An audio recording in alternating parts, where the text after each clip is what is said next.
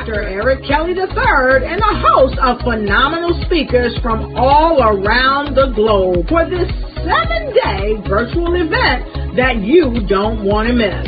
The mission of the Black Business Expo is to raise scholarship money from kids all the way from high school all the way from college. The Black Business Olympics is one of the largest Black business showcases in the world. It is an opportunity for businesses and companies to showcase their businesses globally. We are going to be giving away laptops up to $5,000 away to students.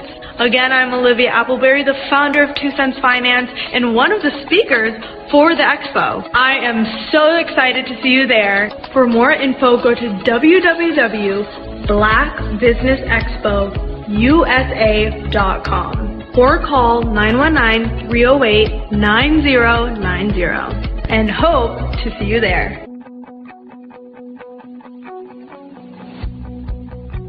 I am Black Business.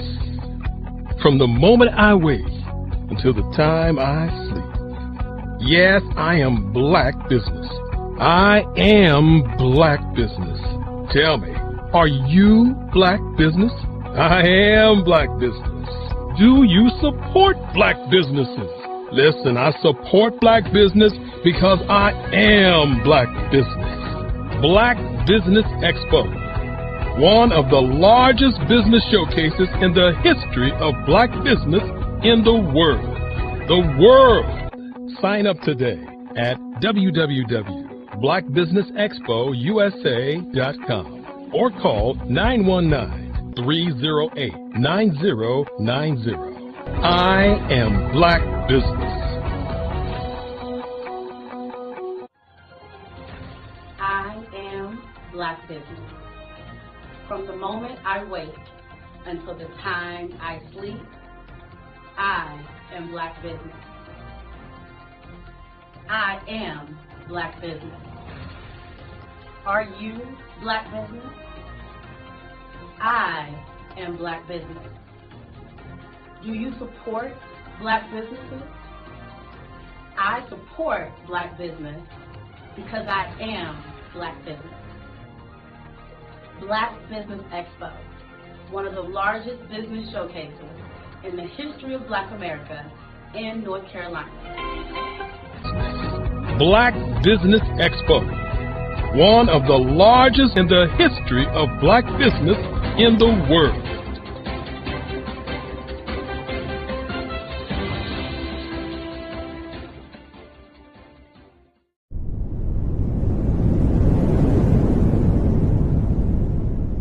I'd like you to imagine with me, if you will, opening an app where you can collaborate with like-minded individuals from around the world, get inspiration and in-app tools to launch and grow your business, as well as share your knowledge and earn compensation, all in one app. Well, the name of that app is Truso, short for Truly Social. Hi, I'm Matthew Newman, the founder and CEO of Truso, a new concept in social media. Truso is designed from the ground up to be a platform that's both social and empowering for all its users. How exactly do we do that? I'm glad you asked. First, Truso brings the world together via video. Psychologists assert that video provides a significantly more effective connection than audio only. When you enter a community on Truso, you're face to face. Second, on Truso, you don't have to have 1 million followers to monetize.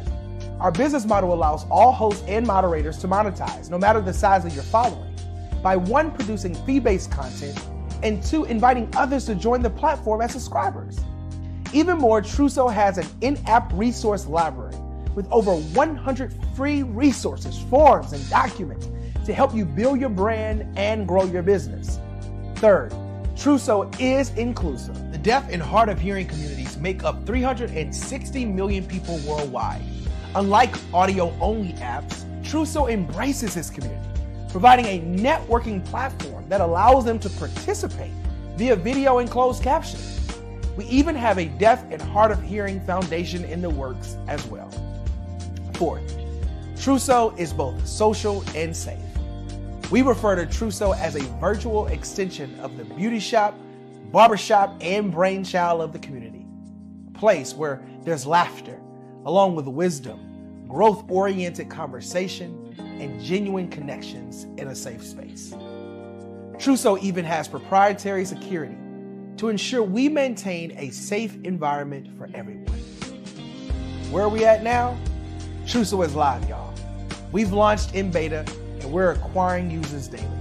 We have an incredible development and marketing team, plus amazing celebrity influencers at the table, helping us spread the word around the globe, beginning within the African diaspora and beyond by creating a safe space for growth, connection, and collaboration. We're truly excited about Trousseau. We've created something special for which there is a global market. And we invite you to embark on this journey with us as a shareholder. The future for Trousseau is truly bright. Join us and let's go there together.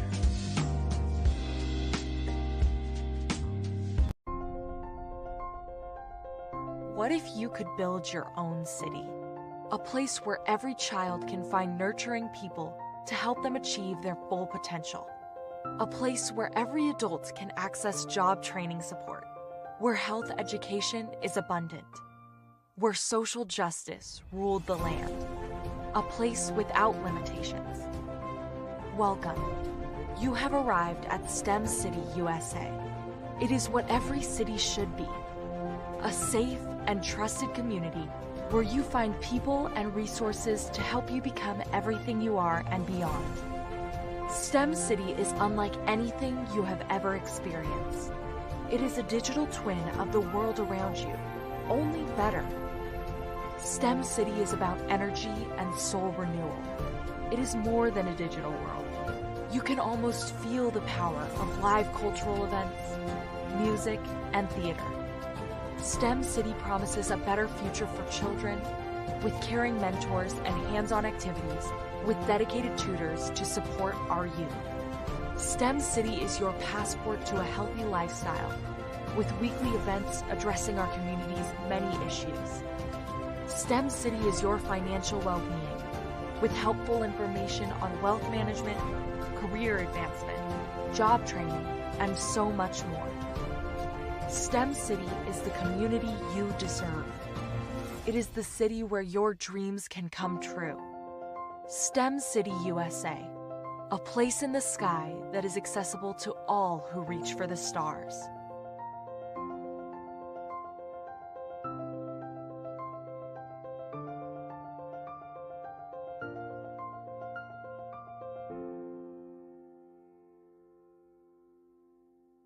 The Black Business Expo's mission is to raise funds for high school seniors going to college or K-12 entrepreneurs. This expo is a fundraiser for students. Please, you may go to www.blackbusinessexpousa.com to donate to the scholarship fund or use the Cash App at $BBXUSA. Our goal is to give laptops and up to $5,000 to 10 students. Students can register online at www.blackbusinessexpousa.com. Every dollar counts. Please donate to the Black Business Expo USA Scholarship Fund. In the heart of America, there are dreams waiting to be realized. Dreams of owning a home, creating a haven for families, and building a future. Yet, there are 13 million mortgage-ready home buyers and nearly 20 million renter households who have the credit and income to qualify for a mortgage but remain left out of the home buying process. These potential home buyers are in urban and rural America, where dreams should flourish. The big banks, the giants of finance, have all exited the mortgage lending business, decreasing their lending footprints across America. They are no longer present and active in these communities. Instead of offering opportunities for home ownership, some of these banks have chosen a different path. They have decided to become mega landlords. They have chosen to invest billions of dollars in rental homes, leaving potential home buyers with fewer options and stuck in a cycle of renting without the chance to build equity and create a legacy for their families. Here is the shocking truth. A report issued by the Home Ownership Council of America revealed that if lenders were to step forward and serve this underserved market, they could conservatively increase their loan volume by $1.5 trillion. $1.5 trillion. This is $1 trillion business opportunity, ripe for the taking.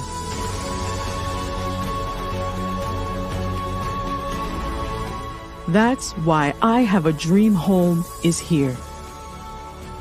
We support the American dream of home ownership in urban and rural America.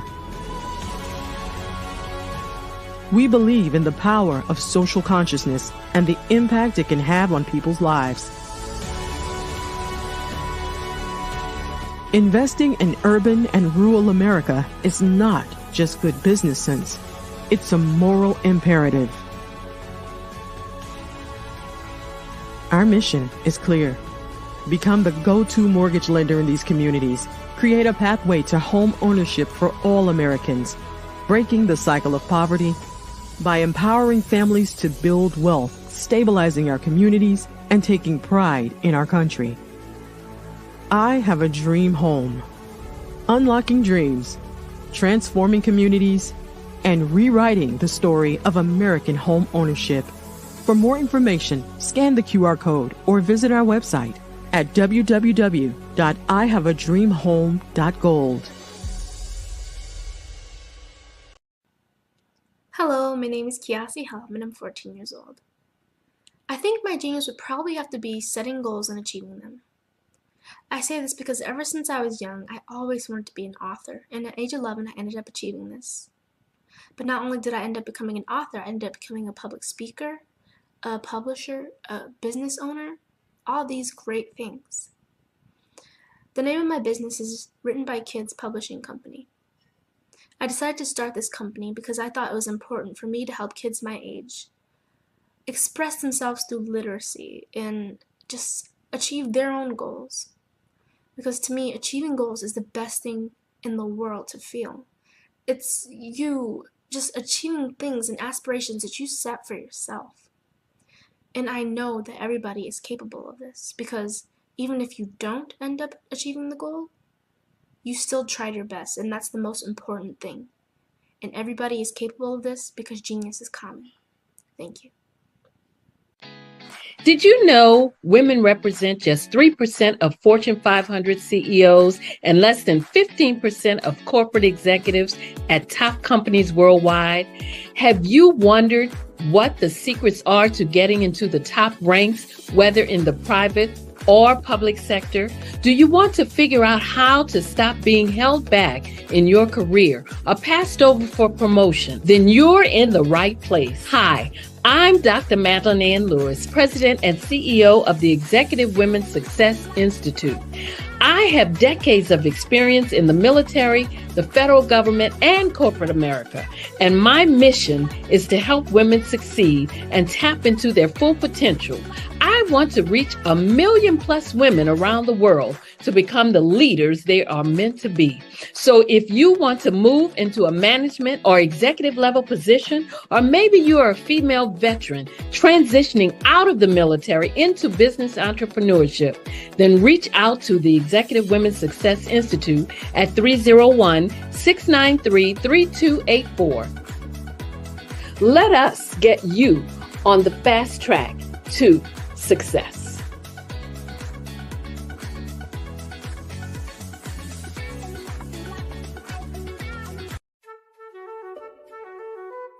This is Dr. Arnold T. Petsworth. He's the owner of Petsworth Vet World, a veterinary clinic in Hopton, Connecticut. His patients include dog, cat, frog, fish, Goldie, dog, and this alpaca. Due to doctor-patient confidentiality, we can't tell you their names. Business at Vet World was steady, and then quarantine hit. Neighbors brought new four-legged friends into their homes. Bunnies. Bunnies everywhere. Dr. Petsworth welcomed these new patients with open arms. The only problem? There were more appointments than he could manage. That's when Dr. Petsworth turned to his American Express business card, which offers spending potential that's built for his changing business needs. He decided to hire a new assistant, Julio, and with spending power built for business purchases, he used his card to furnish a new exam room. Together, Dr. Petsworth, Julio, and American Express Business made sure all the pets of Humpton got the love and care they deserved. And everyone was happy. Get the card built for business by American Express.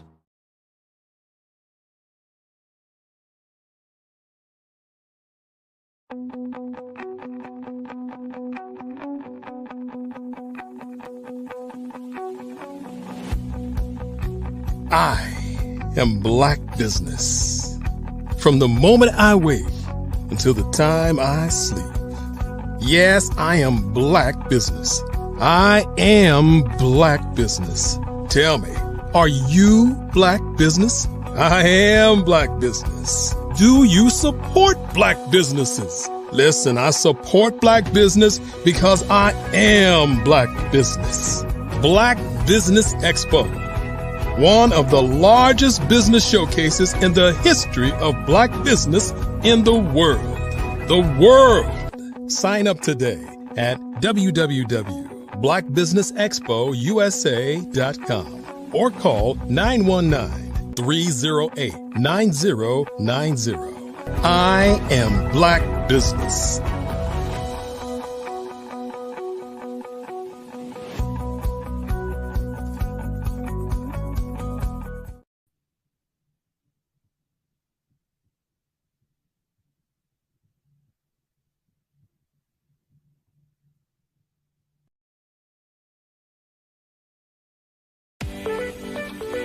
You are in the right place at the right time.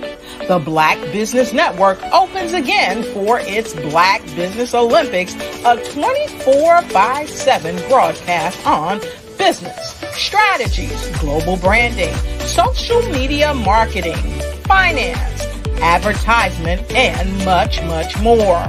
Featuring the top, most powerful entrepreneurs and speakers and thought leaders from all around the world as they gather together for this phenomenal event. Join the Black Business Network streaming live into the metaverse, STEM City USA, Black Multiverse, Pod TV, Roku, Hulu, iHeartRadio, Apple TV, YouTube, TikTok, Instagram, Google Podcasts, Facebook, LinkedIn, IBM TV, Spotify, and Twitch. Tune in today and be a part of this amazing movement. The Black Business Olympics welcomes you.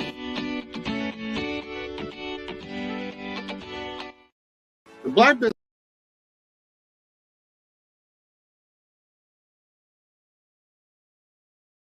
The Black Business Expo's mission is to raise funds for high school seniors going to college or K through 12 entrepreneurs. This expo is a fundraiser for students. Please, you may go to www.blackbusinessexpousa.com to donate to the scholarship fund or use the Cash App at $BBXUSA. Our goal is to give laptops and up to $5,000 to 10 students.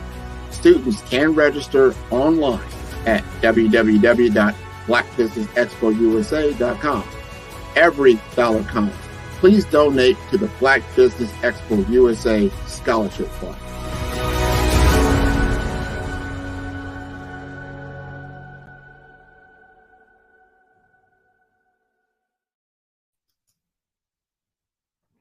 Hello, good afternoon. I hope you're doing well. It is Tuesday the 22nd, right? Yes, Tuesday the 22nd. And I'll be your moderator for today. My name's Angela Baptiste, and we'll be talking with some wonderful people today and getting to know and learn more about their business. So I look forward to a great day. Now,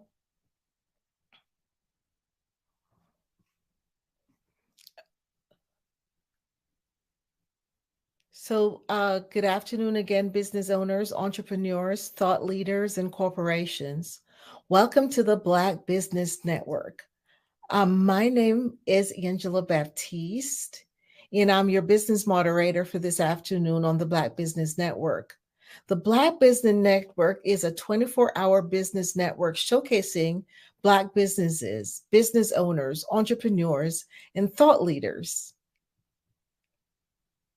We have speakers from North Carolina, London, Singapore, Africa, Japan, and cities all over the United States. The Black Business Network is a global community sharing its business knowledge to empower, inspire, and educate businesses about business.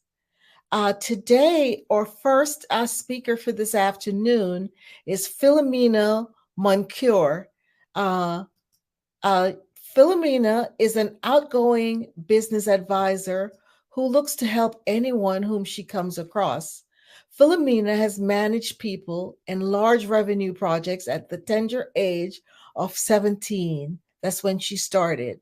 She's an entrepreneur's advocate for all things growth, branding, and simple solutions. So I introduce you to Philomena.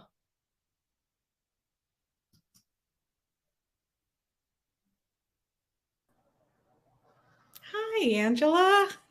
Hi, Philomena. How are you doing? I'm doing well, and thank you for introducing me and just having me on this platform. I'm so excited to share.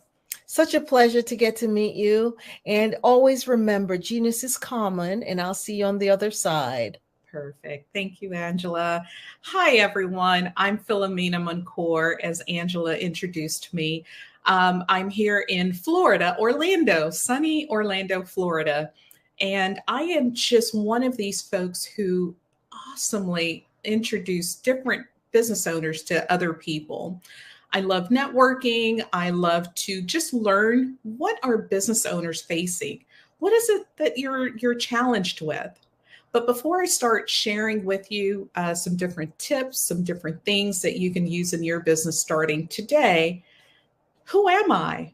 And why do I have this leverage to share with you? Well, I'll tell you my backstory and why I'm so passionate in what I do.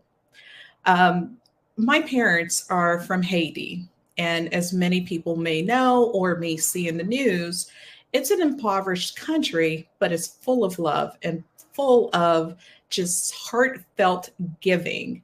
And so when my parents came to this country, they instilled hard work, compassion, love, and everything for the humankind. So watching my parents be entrepreneurs in a foreign land with a foreign language, I watched every single day that they would wake up, they would go to work. They would not cry or have apologies for things not going exactly as they wanted, but they worked harder. They took every bump in the road as an example or as a lesson. So growing up, I saw how entrepreneurship, it's rewarding. However, it's very, very challenging. So in high school, I wanted to just get my hands into small business and learn as much as I could. So therefore I can help my parents. That was the big goal. The big goal was to help mom and dad. Ultimately, I fell in love with helping small business owners. Now, my very first job, I'll tell you, it was working a Super Bowl at the stadium in Miami, Florida. Now, the one thing I learned is the value of a commodity, being able to give an item to someone and they would pay me in cash. And they would pay for that service, whether it was pizza or hot dogs or whatever it was. But it was an honest earning wage. I learned the fact that the stadium itself, because I was behind the scenes, they would buy something at low cost and they would monetize it with a larger dollar.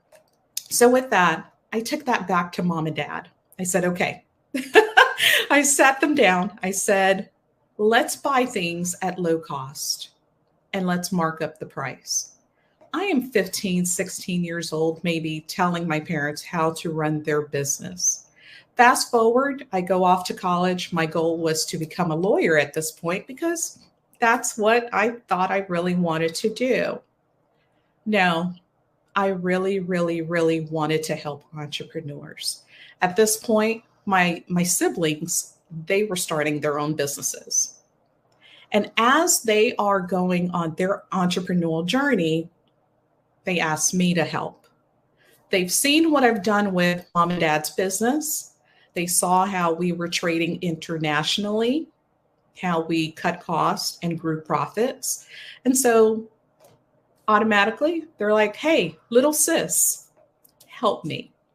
My older siblings are in a medical field. One was in the trucking industry. And a lot of it was based off of, hey, look at my business. How can you help me? So my passion, as you can hear, it's all about helping my family. But over the years, I found that as I meet people, I wanted to know, hey, what's your passion? What drives you? What is that thing that makes you think, hey, I can monetize this, be an entrepreneur, and set up a legacy for myself and for my family? And that is the thing, that is the shred that keeps me going, that makes me want to help entrepreneurs. Now, as an entrepreneur, I know you guys are facing a lot of roadblocks and a lot of challenges. A lot of times it's just knowing how to get started. Oftentimes it may be getting hold of vendors. A lot of times it's marketing. But all in all, as an entrepreneur, there are so many challenges that you're facing. Now, think of this question. How many times have you sat at your computer and you thought to yourself, is there a better way? Now, are you facing daily demands with running your business? Is there something that's always taking up a lot of your time? I want you to do this. Grab a piece of paper. I want you to write down 3 things that you do on a daily basis for your business. I'll give you some time to write those 3 things down. Now, I want you to add another 3 items, things that you know you cannot end the day without doing for your business. That makes a total of 6 items that you're doing for your business every single day. Now, are you wavering between a few different things that you're not putting on this list? Chances are you are. Chances are there's a few other things you would love to put on that list, but these are your top 6 things that you feel you have to do every single day. Now, what I want you to do with your top 6 items that you put on the list, right next to them, if you could, put how much time it takes for you to delegate for that task item. How long does it take for you to complete it? I'll give you a minute to do so. Now, some items may be 15 minutes, some may be an hour, some may be 30 minutes. But what I want you to do is just have an insight on how long it takes for you to do just 6 things in your business. Now, let's take a step back. What is your morning routine? What is your afternoon routine? Do you have a routine at all? And what does that look like? Some people say that there is a work and life balance. Some coaches will even say there's not really something called life and work balance. But as an entrepreneur, You're always trying to balance multiple parts of yourself and your business and your family and everything else that's involved in your life. Now, looking back at your list, do you feel like there's some other things you may have put on that list instead? Are there a couple of things you feel that maybe it's not that important and you want to cross off? Feel free to. Feel free to. The goal of this exercise is to identify some of the things you find that are extremely important that you must do every single day. Now, that was a very generic list. I want you to create another list here right at the bottom of your page, or even on the other side of your paper. How are you marketing your business? What are you doing day in and day out to market you and your business? What does that look like? I'll give you a moment just to work through that. And as you're working through what you're doing on a daily basis to market your business, what are your top 3 non-negotiable things you must do every day or every week to market your business? Is it posting on social media? Is it posting new video content on YouTube or TikTok? Is it answering inquiries on social media? Because that is the thing too. Is it sending out a newsletter? Is it cold calling? What are those top 3 things you're doing currently that you feel are non-negotiable for you to market your business? Okay. Now I want you to take a moment and just write to the side of it, how long are each of those 3 tasks taking you?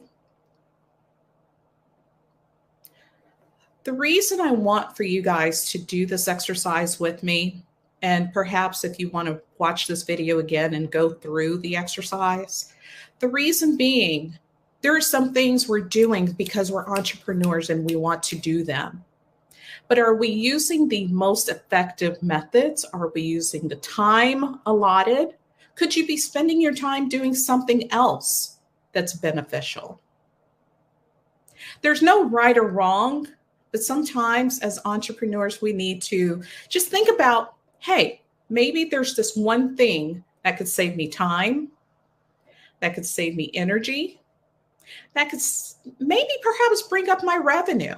Because ultimately, that's what most entrepreneurs want, is a better revenue, more time with family, perhaps just streamlining things.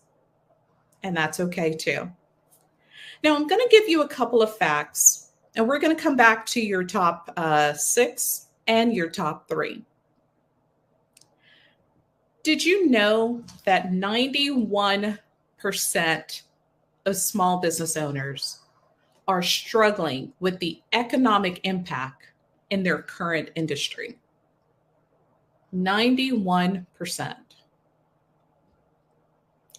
68% of business owners will pass on their higher costs to consumers by raising prices. There's nothing wrong with it. And currently, 67% are anticipating that there's going to be a recession. That's the word that everyone's buzzing all around the news. I don't personally watch news because it's quite depressing for me. However, as entrepreneurs, if you're on Twitter, if you're on any kind of channel, sometimes those numbers can be very, very alarming. And that's in the back of our minds. A lot of times we're not thinking about it firsthand, but when I look at these numbers, if a lot of entrepreneurs are fearing what's to come, what's making your business enjoyable now? How are you enjoying your business? What are you doing to make it different? Now, a lot of folks when they're in their business, they're working on the business and they're not enjoying it. But they're looking for a few different things. One, they're looking for ways to market their business better. They're looking for ways to reach a bigger audience. A lot of business owners are looking for ways to use now technologies like ChatGPT or even automating some of their tasks. Now, we're finding that 38% of business owners who are now leveraging technology are doing better. They're booking more. They're able to get repeat clients. They're able to respond to their clients quicker. Now, going back to the list that we originally talked about, those top 6 things,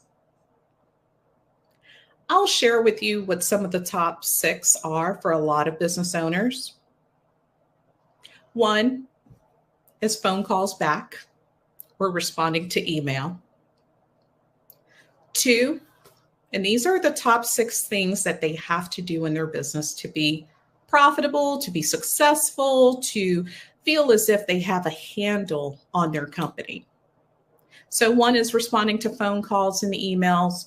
Number 2 is posting somewhere on social media. And when we talk about posting, and I'll cover that in a second, it's not necessarily all the channels that they need to, but it's whatever they're comfortable with. It may be Facebook, it may be Instagram, but they're posting on at least one social media channel. And the third thing or task that a lot of business owners feel that they must do on a daily basis is actually do an outreach. An outreach could be a newsletter. It could be cold calling. It could be just reminding people that, hey, you looked at a product of mine or you have a quote for a service. I haven't heard from you. Now, when we talk about the entrepreneur's journey and how business owners are figuring out a way to do things, technology should be your best friend at this point. It's not going backwards. As much as we would want to put the genie back in the bottle, it's here to stay. It's here to stay. So what technologies are you using currently? Are you following trends? Or are you looking at individual technologies to help you and your business based on what your needs are? Now, that in itself could be very complicated, convoluted, confusing, scary, all of these negative words, but here's what I want to share with you.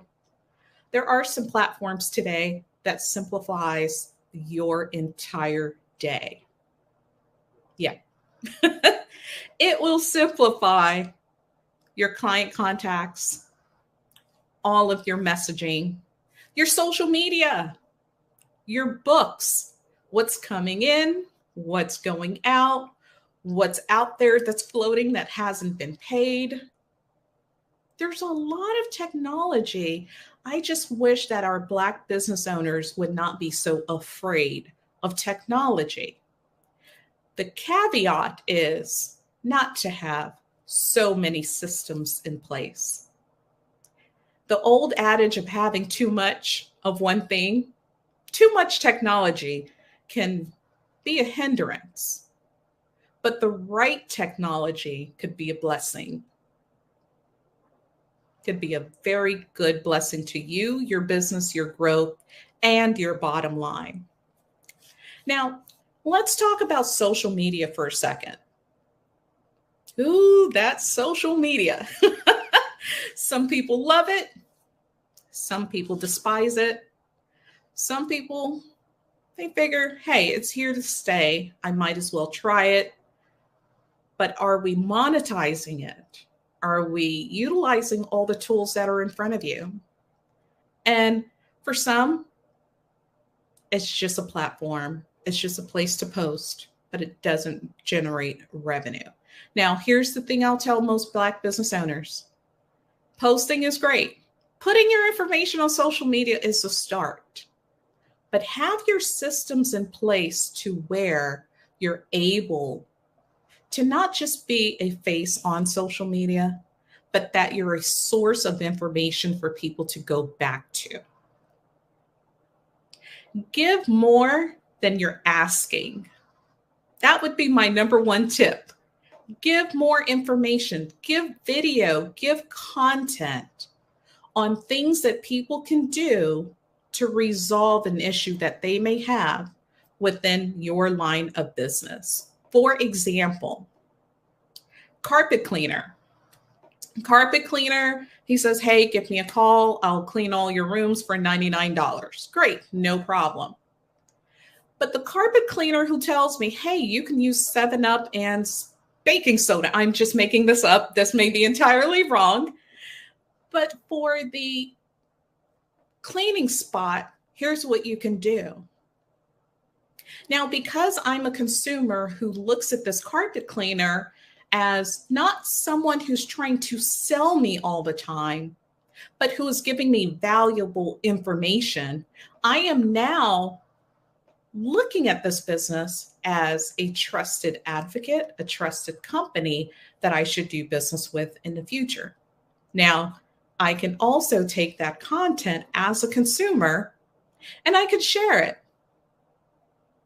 That little piece of advice, that DIY of how to clean my little spot on my carpet, it may go the furthest than that carpet company asking me to do business with them.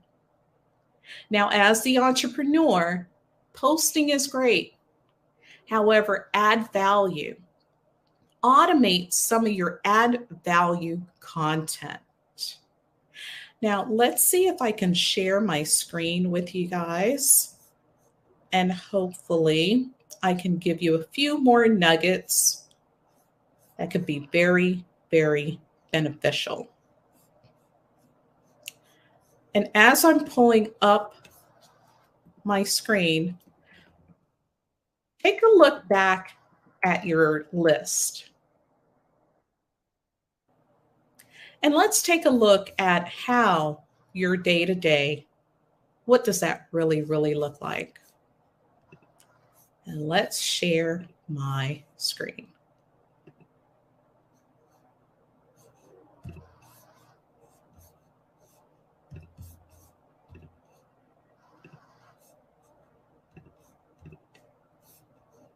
Perfect.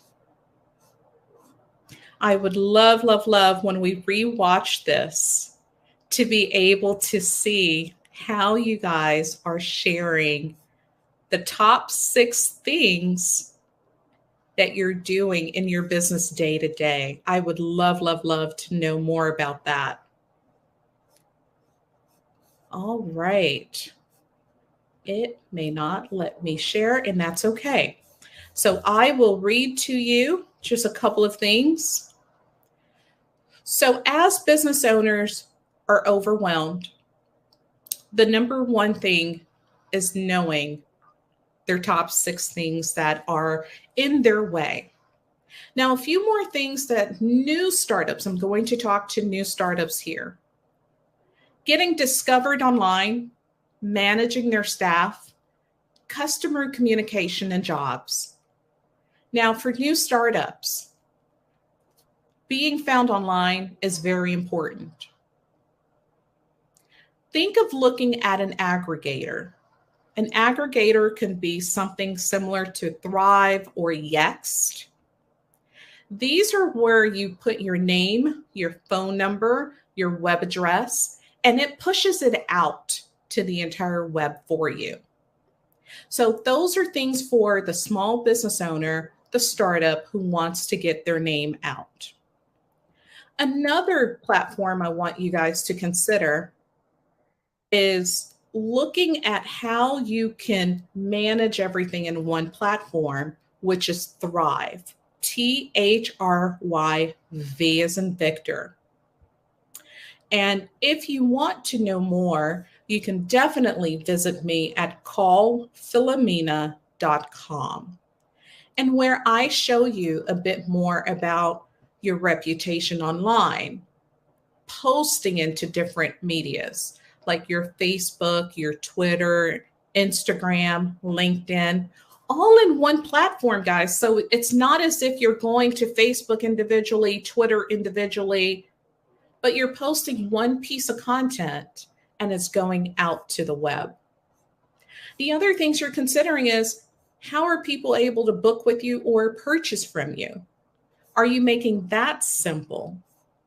And if you're not, then that's also taken up more time in your day. Are you looking at your calendar? Are you integrating your calendar with your website? So maybe someone has a question. They may have a simple question that differentiates with them pulling out their credit card to do business with you, or them just walking away and saying, not now. Putting a calendar on your website for maybe a 5 or 15-minute phone call makes a huge difference. Another thing I want you to consider is your call to action. Making sure that your website now feeds into your tool. What does that system look like? Are you making it easy for me to do business with you? Now, let me take a step back again. Your top 6 things that's on your list, your day-to-day tasks that you must do in order for you to feel as if it was a productive day. Are all of those 6 things intertwined into one system? Are they spread out? Are they sporadic? Are they built into your website? Is it all around marketing? What does that look like? And how does it make you guys feel that, hey, I can't do this every day. I need to manage better. That is that breaking point for entrepreneurs. Here are 3 things I want you to do. I want you to take a look at the list that you've written down. And if you haven't, that's okay. Take the time to do so. You owe yourself the exact moment of knowing, hey, can I do better? And can I make this a better business? So here are 3 things I want you to do. Number 1 is take a look at your day. Take a look at your systems. How many systems are you paying for? How many things are you registered for? That's number 1. Number 2, I want you to look at how frequently you're utilizing some, not utilizing some. Maybe you haven't even logged into this one thing you're paying for. But take a look at the utilization. And then number 3, what value does that bring to my business? That's it. That's it. A lot of times as entrepreneurs, we're finding that we're signing up for things. Free trial, 30 days free, 14 days free. And there's a credit card attached sometimes there's not. But your inbox is flooded and flooded and flooded and flooded with lots of different systems, lots of different technologies. Some you haven't even touched. Why? Is it something new? Is it something someone referred you to? Is it an ad you saw on Facebook, perhaps? Stop signing up for stuff. I will be that big sister of yours to tell you, stop signing up for things, especially if it's not helping you, especially if you're not utilizing them. It's just taking up space. It's an extra email you have to delete. It's an extra something you're going to have to unsubscribe to at some point. Now, what if I told you that there's a technology? There's a few, quite frankly, there's a few technologies that will help you with your online listings, your website, your social media, your invoicing, your appointments, your communication with your clients, your document storage, your responses, getting reviews on Google, getting reviews on Facebook, marketing automation. Ooh, big fancy word. What if I told you there's systems that can do all of that in one dashboard without you having to clutter your emails, sign up for this for 30 days? What if you were able to manage the help that you have in your business? Maybe it's a VA, maybe it's your staff. You're able to delegate different tasks to different people. How much time would that save you? Better yet, how much money would that save you? Here's another question. How much money would it make you? So remember some of the top things as an entrepreneur. It's saving us time, saving us money, and making us money. To me, those are some of the top 3 things for entrepreneurs that they're always talking about when it comes to marketing or even software or systems. Is who can save me time, save me money, and help me grow my business. Now, as you're looking around the internet and you're looking for systems, some of the things I want you to consider are going to be a few different things. Number 1, look to see how they integrate with other systems. Are they on the Google Play Store? Are they on the Apple Store?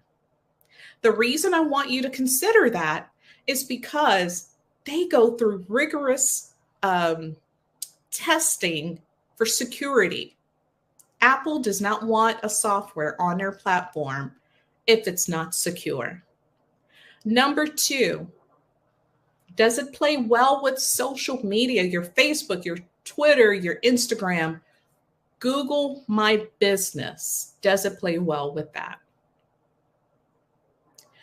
Thirdly, I want you to think about, how am I going to use this system?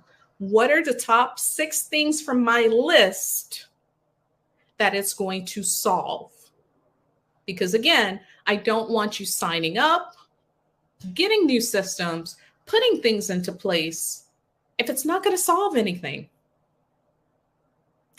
And lastly, see what it's going to replace in your day-to-day.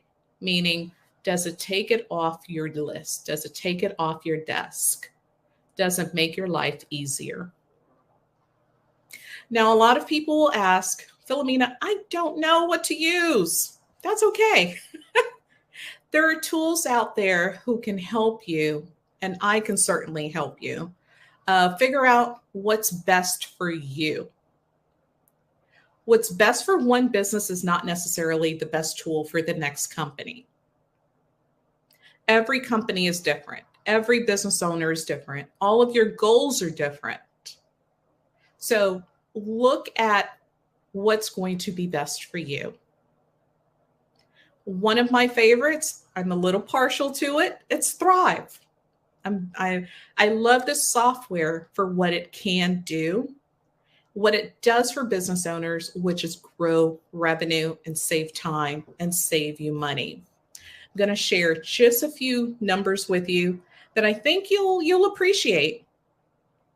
So with the Thrive software, in just 60 days, we were able to see a 25% increase of new clients. 25% more new clients. What business owner couldn't use that? In that same time frame, we saw 61% new clients, appointments booked. That means we were able to not just get their clicks from their website, their social media, but we're able to get 61% more booked appointments. And then in over a year, 86% more revenue through those same bookings. So it's not just that they booked an appointment, but there was also some nurturing that happened. So we were able to keep in contact, automating, those contacts with those business owners and clients. So they were able to turn not just the not now, but into advocates and into eventual clients that were spending money with them. So just automating just a couple of tasks within the business, we're able to grow them by 80+%. Who wouldn't want that in their business? When it comes to your small business, I would challenge you to simplify your processes. I would challenge you to get systems in place. A system in place that automates, saves you time, grows your business, and helps you just take off a little bit of that stress. I am Philomena Mancour. You can reach me at phone number 407-733-7776. You can also reach me at my landing page, which is callphilomena.com. That's callphilomena.com. I am so grateful for you watching this and having me participate in the Black Business Network. They're doing amazing, amazing things for our community. So just want to say thank you to everyone. And hopefully you've grabbed just a nugget or two and you're able to grow your business and get to those goals that you want. Good luck, and I hope to help you at some point.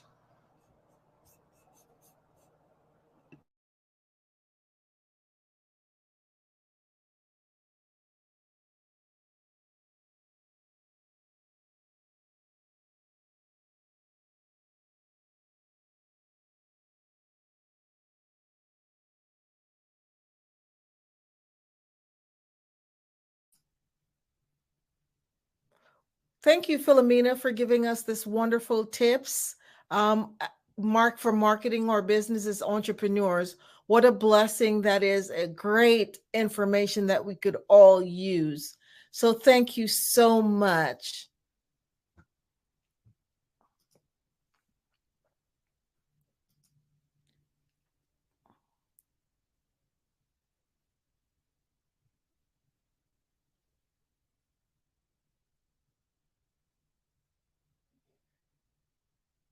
Hey guys, my name is Caden. I'm the CEO of Caden Teaches, and my genius is teaching kids about financial literacy. Throughout my financial products, such as my financial flashcards, my activity book, and my newest project, my financial bus, which I bought. And on the bus, it has a mock bank where kids will learn how to deposit and withdraw money, a mock grocery store where kids will be able to learn how to have a family budget, and a mock stock exchange where kids will even be able to learn how to invest in stocks. Now, I decided to start teaching kids about financial literacy because I find that most kids graduate high school without even knowing the basics about financial literacy. And I feel if I were to teach kids about financial literacy, that I would be able to help kids tap into their genius. And I actually learned about financial literacy to my dad because I would go to business meetings with him, and I would always see that they were talking about financial literacy. And at that point, I didn't understand what financial literacy was. So I took it upon myself to learn about financial literacy and teach it to kids in a way that they can understand. But I want you guys to help me help kids tap into their genius by going to my website, cadenteaches.com, and you can sew into me in my financial bus by going to my GoFundMe link. And remember, if Caden can, you can too. Because genius is common.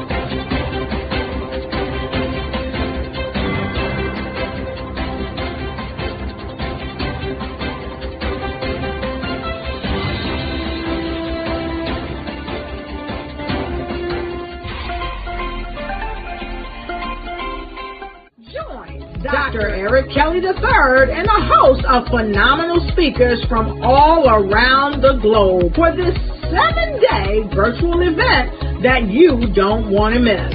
The mission of the Black Business Expo is to raise scholarship money from kids all the way from high school, all the way from college. The Black Business Olympics is one of the largest Black business showcases in the world. It is an opportunity for businesses and companies to showcase their businesses globally. We are going to be giving away laptops up to $5,000 away to students. Again, I'm Olivia Appleberry, the founder of 2 Cents Finance and one of the speakers for the expo. I am so excited to see you there. For more info, go to www.blackbusinessexpousa.com or call 919-308-9090 and hope to see you there. I am Black Business. From the moment I wake until the time I sleep. Yes, I am Black Business. I am Black Business. Tell me, are you Black Business? I am Black Business. Do you support Black businesses? Listen, I support Black business because I am Black Business. Black Business Expo, one of the largest business showcases in the history of Black business in the world. The world! Sign up today at www.blackbusinessexpousa.com or call 919-308-9090. I am Black Business. I am Black Business.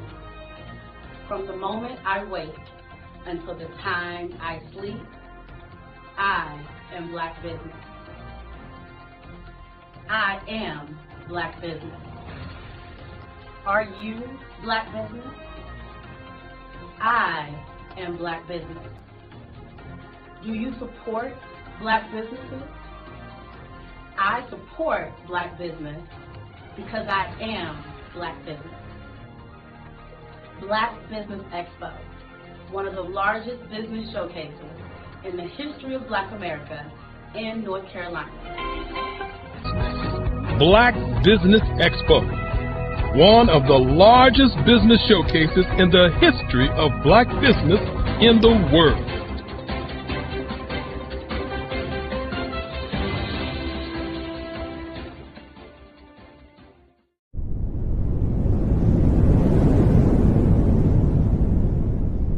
I'd like you to imagine with me, if you will, opening an app where you can collaborate with like-minded individuals from around the world, get inspiration and in-app tools to launch and grow your business, as well as share your knowledge and earn compensation, all in one app. Well, the name of that app is Truso, short for Truly Social. Hi, I'm Matthew Newman, the founder and CEO of Truso, a new concept in social media. Truso is designed from the ground up to be a platform that's both social and empowering for all its users. How exactly do we do that? I'm glad you asked. First, Truso brings the world together via video. Psychologists assert that video provides a significantly more effective connection than audio only. When you enter a community on Truso, you're face-to-face. Second, on Truso, you don't have to have 1 million followers to monetize. Our business model allows all hosts and moderators to monetize, no matter the size of your following, by 1, producing fee-based content, and 2, inviting others to join the platform as subscribers. Even more, Truso has an in-app resource library with over 100 free resources, forms, and documents to help you build your brand and grow your business. Third, Truso is inclusive. The deaf and hard of hearing communities make up 360 million people worldwide. Unlike audio-only apps, Truso embraces this community, providing a networking platform that allows them to participate via video and closed captioning. We even have a deaf and hard of hearing foundation in the works as well. Fourth, Truso is both social and safe. We refer to Truso as a virtual extension of the beauty shop, barbershop and brainchild of the community. A place where there's laughter, along with wisdom, growth-oriented conversation, and genuine connections in a safe space. Trousseau even has proprietary security to ensure we maintain a safe environment for everyone. Where are we at now? Trousseau is live, y'all. We've launched in beta and we're acquiring users daily. We have an incredible development and marketing team, plus amazing celebrity influencers at the table, helping us spread the word around the globe, beginning within the African diaspora and beyond by creating a safe space for growth, connection, and collaboration. We're truly excited about Trousseau. We've created something special for which there is a global market. And we invite you to embark on this journey with us as a shareholder. The future for Trousseau is truly bright. Join us and let's go there together.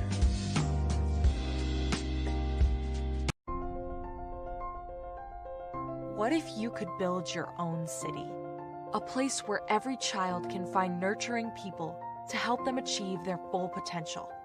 A place where every adult can access job training support. Where health education is abundant.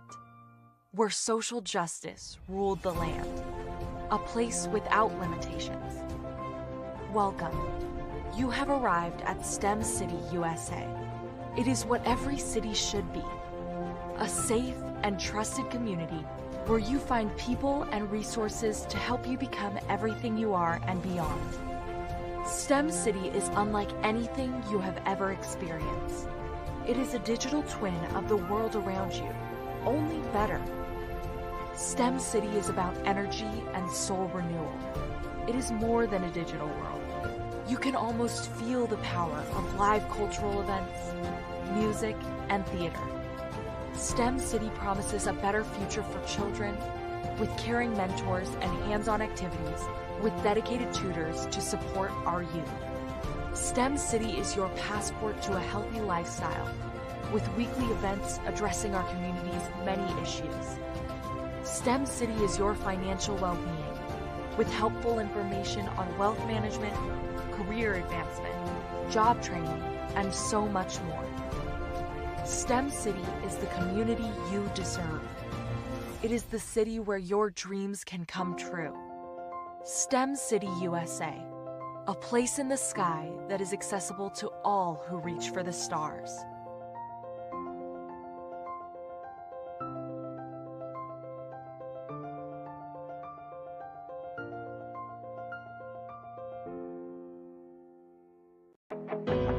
I am Black Business. From the moment I wake until the time I sleep, I am Black Business. I am Black Business. Are you Black Business? I am Black Business. Do you support Black businesses? I support Black business because I am Black Business. Black Business Expo, one of the largest business showcases in the history of Black business in the world.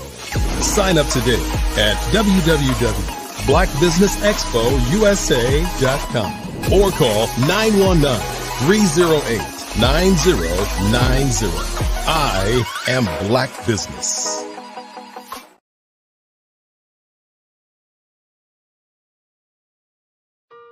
Hello, this is Israel, and I am CEO of Daydreams Interactive and author of Princess Planet.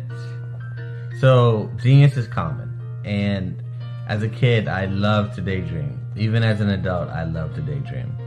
And when my daughter became 6 and loved princess characters, but we just could not find the diversity that showed her, we created our own characters. So, for instance, you have Princess Nulu right here. Princess Nulu is from Uganda, and her genius is that she loves to take care of animals. She can actually even listen and hear what they say. And then we have Princess Isabella right here.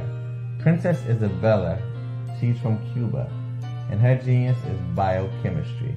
One day she hopes to eliminate disease. Then we have Princess Nia right here.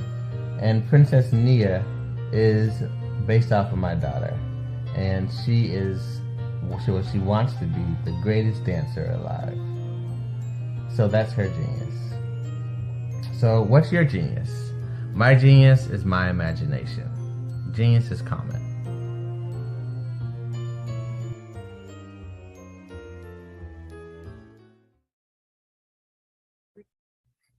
Hey, Ivanka Farabi here. I'm the founder and executive director of Beyond the Shackles. We're a nonprofit that instills hope in the incarcerated, disenfranchised, and their families. But we don't stop there, because what we know is that you don't have to spend one day behind physical bars to be in shackles in your heart and your mind. And we help people to rise up. What is my genius? I'm a life elevation coach and strategist. I'm a motivational speaker, and I help people to navigate the difficult terrain of adversity.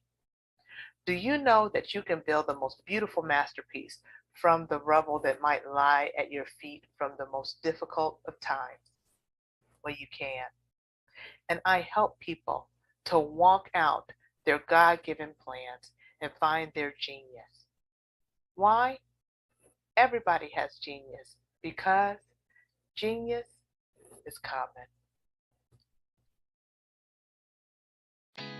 Did you know women represent just 3% of Fortune 500 CEOs and less than 15% of corporate executives at top companies worldwide? Have you wondered what the secrets are to getting into the top ranks, whether in the private or public sector?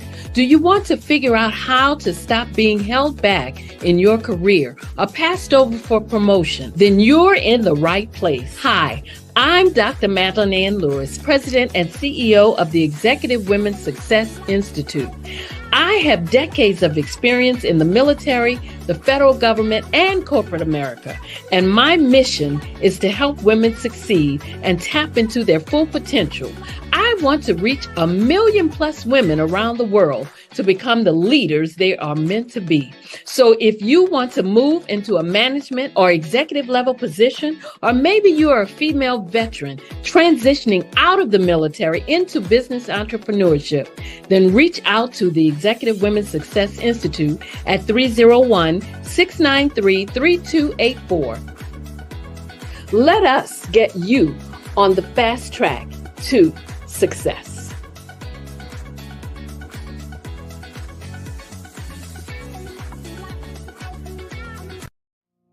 Did you know that approximately 333.34 million businesses exist today, according to a report from 2021? And you may be one of those businesses, or maybe you're not in the business market yet, but you're aspiring to be a business owner.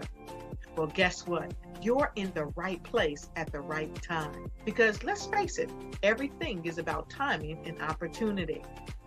Hi, my name is Dr. Lotus Richey, and I'm the CEO and founder of the Lotus Richey Coaching and Consulting LLC, along with the Lotus Richey Ignite Show. 15 minutes of success with Dr. Lotus Richey, as well as books to boom your business and bring who you are. And today, I want to bring this amazing message to you about the Black Business Network and the Black Business Olympics. See, the Black Business Network and the Black Business Olympics is designed to help people just like you, that's right, that look like me, to take their business to the next level. Not just in your front yard or your backyard, but globally. The Black Business Network and Black Business Olympics is designed not to just help you survive, but to help you thrive. So join us today as we come together with businesses all around the world to support our students, our children, our young teens, our young entrepreneurs. What we do is we come together to help raise funds for students who are aspiring to be business entrepreneurs, who are aspiring and who are thriving in college. We endow them with a wonderful opportunity to gain scholarship of either a laptop or several thousands of dollars. And we invite you to help be a contributor to this amazing opportunity to help someone that looks just like you. So join us today at our website and let us connect with you and help you ignite and take flight in every area of your life on the Black Business Network and the Black Business Olympics. I'll see you on the other side.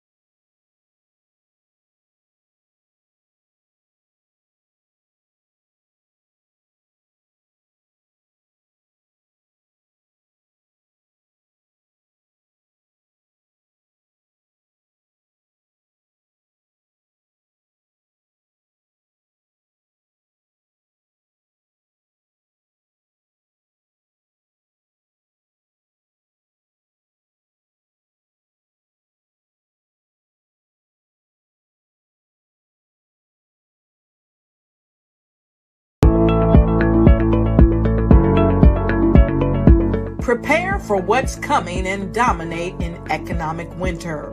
Stand strong and thrive by showcasing your great products and services globally through the Black Business Network and Black Business Olympics. The Black Business Network has showcased over 2,000 companies with over $7 billion in sales each year. Over 10 million attendees have viewed the rebroadcast each month. Through the Black Business Olympics, unique styles of business training and mentoring are turning students into business owners and entrepreneurial warriors who will dominate in any economy. Gain the ultimate advantage of the Black Business Olympics, 7 days of unbelievable topics and speakers speaking around the globe. Donate your time and experience to provide expertise and scholarships to students worldwide and change the world. Now, more than ever, new insights, tools, strategies, and capabilities are needed. This is your chance for a major presentation to the world. Fill out the form and join the more than 2,000 speakers who have presented to over 200 countries. Join the Black Business Network streaming live into the metaverse. STEM City, Black Multiverse Enterprises, Hulu, Amazon, YouTube, iHeartRadio, Apple, Facebook, LinkedIn, Pod TV, IBM TV, Spotify, and Google Podcasts. Sign up today. Spaces are limited, and we will see you there.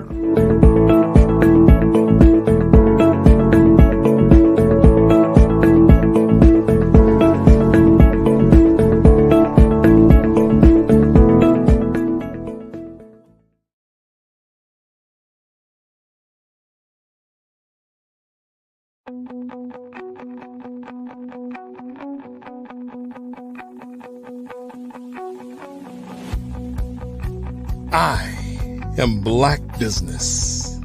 From the moment I wake until the time I sleep. Yes, I am Black Business. I am Black Business.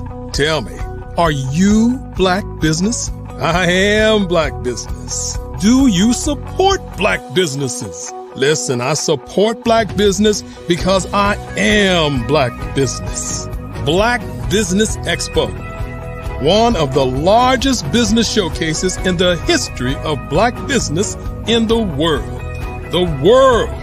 Sign up today at www.blackbusinessexpousa.com or call 919-308-9090. I am Black Business.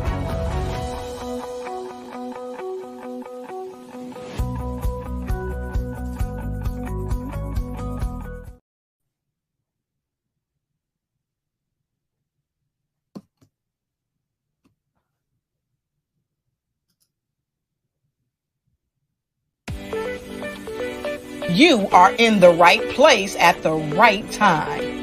The Black Business Network opens again for its Black Business Olympics, a 24/7 broadcast on business, strategies, global branding, social media marketing, finance, advertisement, and much, much more. Featuring the top, most powerful entrepreneurs and speakers and thought leaders from all around the world as they gather together for this phenomenal event. Join the Black Business Network streaming live into the metaverse. STEM City USA, Black Multiverse, Pod TV, Roku, Hulu, iHeartRadio, Apple TV, YouTube, TikTok, Instagram, Google Podcasts, Facebook, LinkedIn, IBM TV, Spotify, and Twitch. Tune in today and be a part of this amazing movement. The Black Business Olympics welcomes you.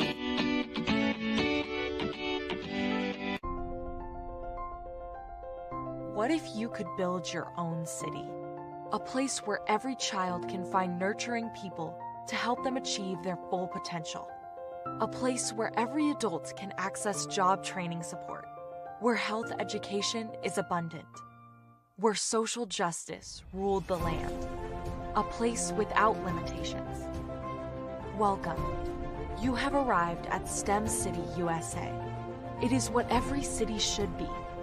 A safe and trusted community where you find people and resources to help you become everything you are and beyond. STEM City is unlike anything you have ever experienced. It is a digital twin of the world around you, only better. STEM City is about energy and soul renewal. It is more than a digital world. You can almost feel the power of live cultural events, music, and theater. STEM City promises a better future for children with caring mentors and hands-on activities with dedicated tutors to support our youth. STEM City is your passport to a healthy lifestyle with weekly events addressing our community's many issues. STEM City is your financial well-being with helpful information on wealth management, career advancement, job training, and so much more. STEM City is the community you deserve. It is the city where your dreams can come true. STEM City USA, a place in the sky that is accessible to all who reach for the stars.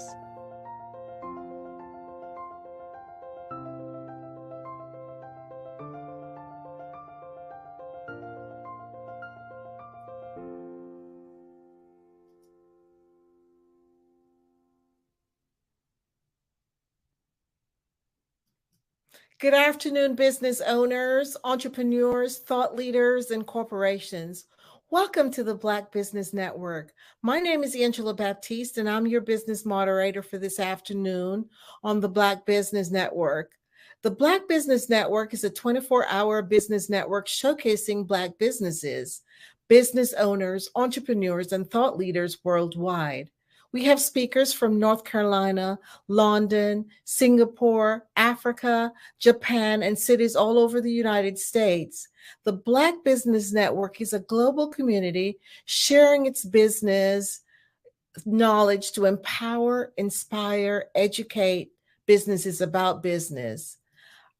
Today we have a keynote speaker, and his name's Lawrence Nichols, and I'd love to introduce him to you, and he will be talking with you and sharing with you, some important tips.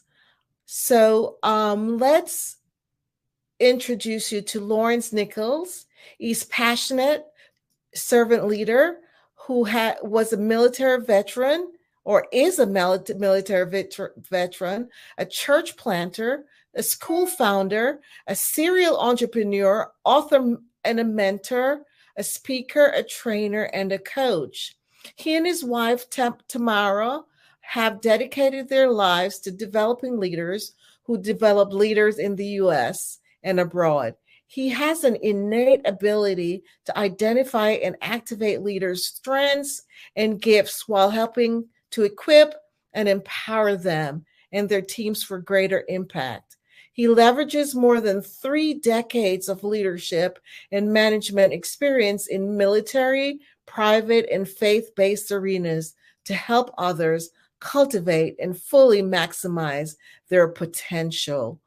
I introduce to you Lawrence Nichols. Hi, Lawrence. How are you? Hi, Angela. How are you today? I am doing well. Such a pleasure to get to meet and talk with you.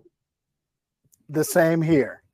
Awesome. So I have a few questions that I wanted to ask you, but before I do that, go ahead and share with the audience, some tidbits about yourself and what it is that you do. Thank you, Angela. And again, thanks for that introduction. The best way to describe what I do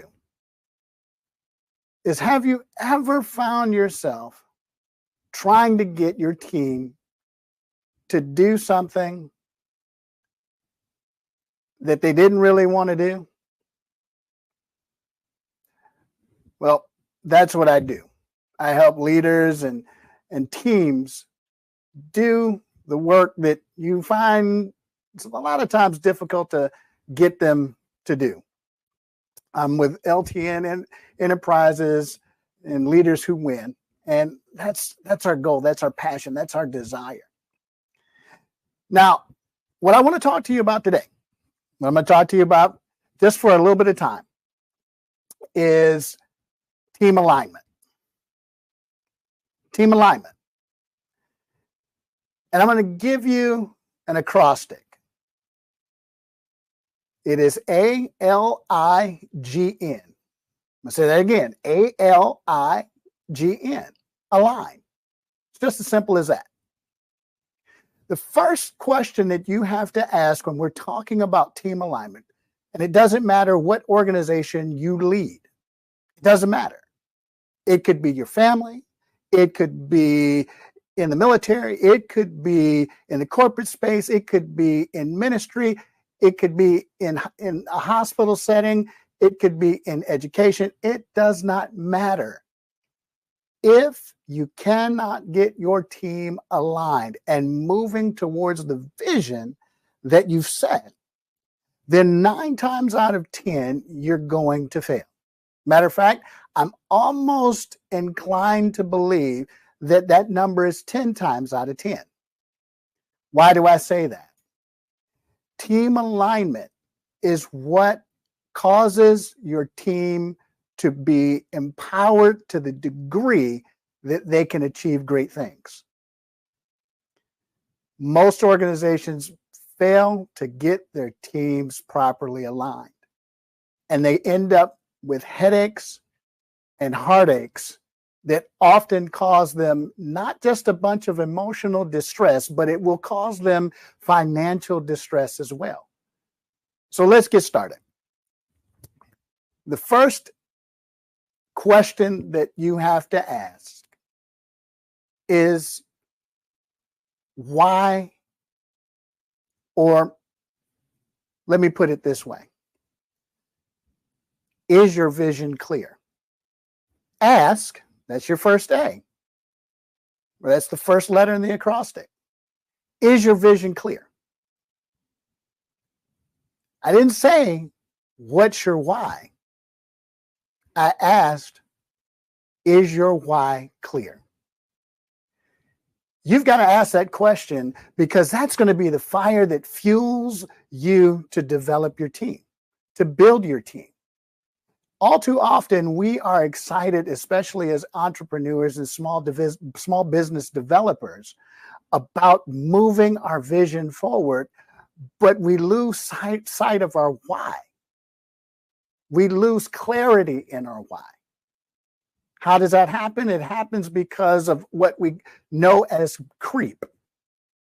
Things that creep in and cause you to miss or lose the focus of your why. The payroll that has to be done. The orders that have to be filled. All of those things that cause you to lose clarity on your why. So the first thing that you've got to do as a leader, as a visionary, is redefine, reclarify, ask again, why am I doing this? Why am I doing this? Taking the time every 3 months or so to ask that critical question, why am I doing this? Every 90 days, if you're not asking, why did I start this to begin with? You could very well find yourself at the end of 2 years, 3 years, 5 years, 10 years, absolutely hating what it was that you started. And what you started was good. What you started had the foundation to change the world. And yet, you lost your why. You lost clarity on your why. You got too busy doing all of the other things, and you stopped focusing on your why. So the first A in align is ask the critical question. Do I have clarity on my why? Now, the second question, or the second letter in align, is L. And this is really, really, really simple. Line up. Now, I want you to think for a minute about any basketball team that you've ever seen play. Maybe you're not a basketball player. Maybe you're a soccer player. Doesn't matter what the player or the game is, or the sport is. There's always a lineup. There's always a lineup. It's important that when you're building your team, you get the right lineup. NBA franchises spend a lot of time and energy and effort and resources getting the right starting five, because they understand that if they get the right starting five, it will be the catalyst that will move them towards a potential championship. You have to have the same mindset. You've got to have the same mindset that is so focused on in acquiring the right lineup See, when we talk about lineup, it's more than just finding the next talented individual. It's about what does the chemistry look like. Part of getting your team alignment right after you've asked, is my vision clear?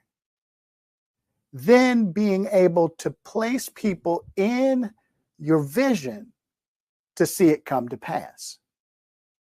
Just like these NBA franchises bring on players, and again, they've got a vision for what that team looks like, for what their end goal is. And of course, the end goal is bringing a championship back to their city's place of residence. They want to be able to do that. The questions now that they begin to ask are we looking for a franchise player? Or are we looking to build the team based on the elements that each person brings to the team? Which brings me to my next letter, and that's I. And that I is not about you, okay? I'm not saying the I is about you, but I am saying it is about the individual's gifts, talents, abilities. In other words, what's their superpower? What is their superpower that they bring to bringing the vision to bear? See, a lot of times we conduct strength assessments and behavioral assessments and all of the different assessments that we conduct so that we can find the right fit. But you've got to be able to bring all of those talents into alignment. Now, part of that is when we're creating the culture that we desire to see, no one's individual talent, gift, ability should stand alone in as much as it works together. No one individual's talent should stand alone as much as it stands together. That is absolutely key when you bring about the ignition to that team. So what you're looking to do, that I is not necessarily about the individual, but how can I ignite the individual's authentic self? How am I able to ignite that individual in a way that all of the gears on that team are firing up and everybody can move forward, move the vehicle forward towards the championship win?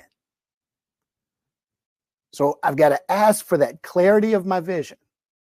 I've got to get the right lineup. I've got to make sure that the talent is there. But then the ignition is about how do all of the components, how do I ignite the fire in my team towards team concept, towards a team goal. See, we can have individuals on our team that are all about themselves, and then we're wondering why we're frustrated and we're not seeing the results we want to see in our businesses. We're not seeing the results that we want to see in our organizations.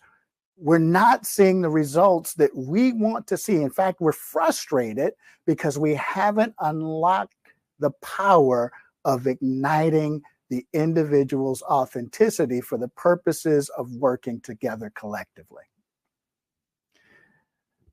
The next letter is a G. It's a G. Growth. Asking for clarity, getting the right lineup, igniting that authentic individual for the purposes of bringing the team together. But the question that you've got to ask here, and hear me when I say this, the question that you have to ask here is does the person that is on your team possess the capability and the ability to grow with you? Do they possess the capability and the ability to grow with you? That's a powerful question. Because oftentimes when we're putting our teams together, oftentimes, especially when we're starting out, based on familiar relationships. We're putting those teams together because they feel good, but not necessarily because they are good. I'll say that again. We put our teams together because the relationship feels good, but not necessarily because it is good. We waste time on moving our organizations forward because we're oftentimes unwilling to have the crucial conversations that are necessary to bring about growth in the individual. Now, I know you're saying, well, they're a family member. Yeah, well, family can be tough to work with. Do they possess the capability and ability to grow with you? Well, we're childhood friends. We go way back. Again, do they possess the capability and the ability to grow with you? It's not personal. If you have a vision to change the world, if your vision is designed to impact globally, then sometimes you have to have that crucial conversation. Now, the people that are supposed to be on the team, they will possess the capability and the ability to grow with you. They're going to be vested in growing themselves, in developing their capability, developing their skills, developing the things that will take them higher, that will elevate their game. And ultimately, because they are elevating their game, they're elevating the game across the board for everyone. Unfortunately, some people that are a part of your team, they've hit their ceiling. They've hit their ceiling. They can go no further. And we will allow our emotional attachment to the relationship hinder moving the ball forward. It hinders us from going into the next room, the next space, the next place that our business is supposed to go. Those in business have heard the story of the McDonald brothers and their limited vision, their unwillingness to move beyond the comfort zone of what they knew caused them to miss a global opportunity. Ray Kroc seized that opportunity and literally grew beyond the capacity of the McDonald's brothers. If you're looking to take your organization from just helping a few to helping the ones that you have been called and created to help, then you may have to ask the question, do the team members that I have on my team right now possess the capability and ability to grow with me? Now, my final letter in alignment or in align is new. So we've asked for clarity on our vision. We've got that clarity. I've got it. I'm clear on my vision again. And I've built the dream team. I've got the lineup that I need. and I've ignited that authentic talent, gift, ability to operate together. And I know that the person on my team, or the people that are on my team, have the ability and capability to grow. But here's the critical question. The critical question. Am I willing to release them when it's time? Am I willing to release them when it's time? I've put all of this effort into growth and development in this individual. I've put all of this time in trying to get them on board. I've put all of this time. But the critical question is, am I willing to go in a new direction when it's time? Part of the roadblock to success in any organization is the fact that we like all of our toys in our sandbox at our zip code. We want all of our toys in our box in our zip code. In other words, we're not willing to share. We don't want to share. And so we will create narratives that induce limiters in our organization. We say that we're global, but we won't allow the person that should be released into that new territory, that new region, that new area of business to move and flourish into that area. Why? Because we may have become more reliant on them than we should have, when in fact we should have been reproducing them so that we gave them space to grow into their next, to grow into their new. We've got to be able to ask, what is next after we've developed or after we've assembled our team? Too often, and I've seen it more times than not, we put so much restriction on an individual that we frustrate their greatness. We frustrate their genius.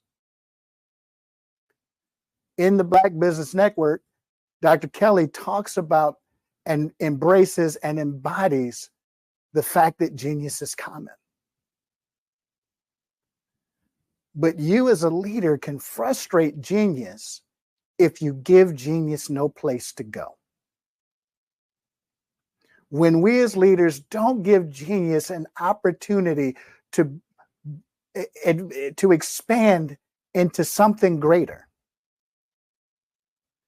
we in fact create hostile environments. Because remember, understand this, your team will only remain as long as you can answer the question, what's in it for them? They may already be asking what's in it for me, and that's a completely different talk in terms of transforming the mindset from what's in it for me to what's in it for them. But you as the leader have to be able to answer that question. What's in it for them? And am I creating the next space for them to grow into, for them to further expand and to explore and to bloom into the fullness of what it is? Because if you connect those kinds of people on your team, there is absolutely nothing that your team cannot accomplish. So, again, am I asking myself, am I clear on my vision? Have I revisited my vision again and again and again to make sure that it's still saying the same thing? Am I lining my vision with the people that are going to help me carry it out? Am I igniting the gifts, talents, abilities of those that are along this journey to a win, that they would work together as a team? Do I have the growth mindset that I am investing in their growth and I'm also investing in my own personal growth? And finally, the end, am I considering what's next? What's in it for them? When we align our mindset, when we align our teams along these lines, what we're going to find each and every single time is that we create teams that are aligned to win.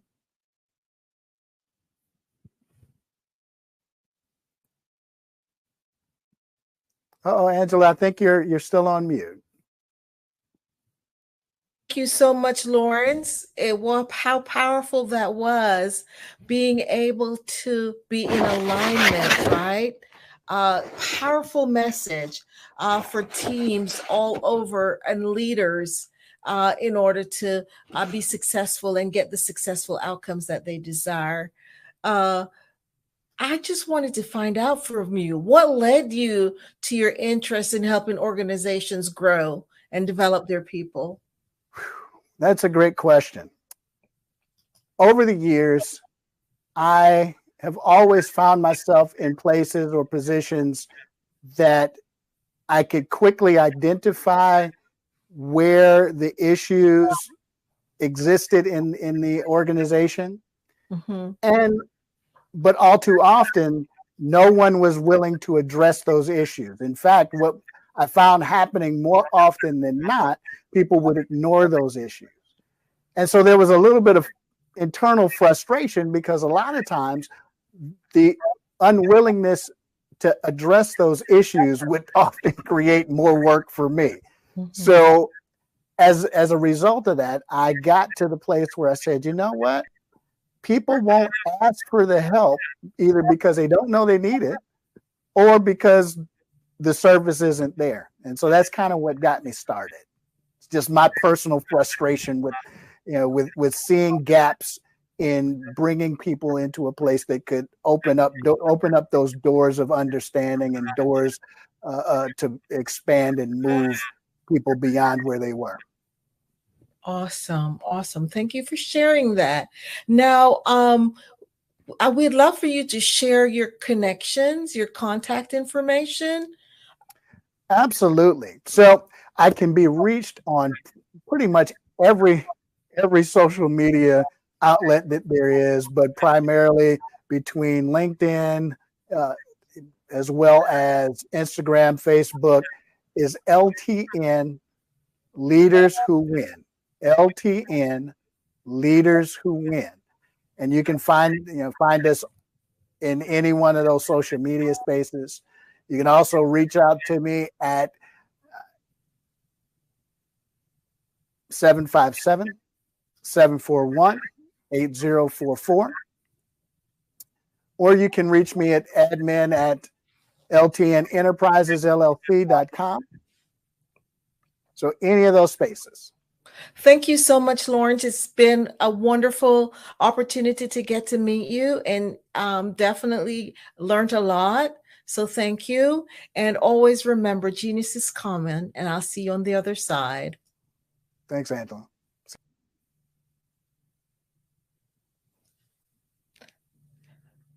The Black Business Expo's mission is to raise funds for high school seniors going to college or K-12 entrepreneurs. This expo is a fundraiser for students. You may go to www.blackbusinessexpousa.com to donate to the scholarship fund, or use the Cash App that's on it's the $BBX USA. Our goal is to give laptops and up to $5,000 to 10 students. Students can register at www.blackbusinessexpousa.com. Every dollar counts, so we want to remind you to donate to the scholarship fund. We want to thank our Black Business Expo USA sponsors for this month, August 2023. North Carolina 100, Moody Capital Partners, Suede Soul, Lotus Ritchie Coaching and Training, Carolina Virginia Minority Supplier Development Council, Step Management, BHS and Associates, Margie McLean Foundation, Genus is Common, Earth Essentials, Mullane Shawnee Global, Executive Women's Success Institute, The Quality Coaching Company, Superwoman Business Services, Creative Force Studios, Lee Entertainment, Artistic App Design, and of course, the Black Business Expo USA. Genus is Common, and I'll see you on the other side.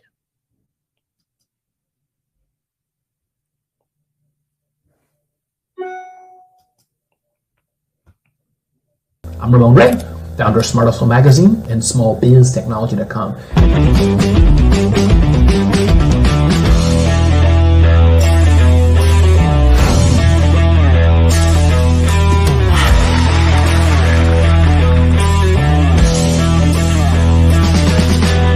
You're here today to celebrate small business success.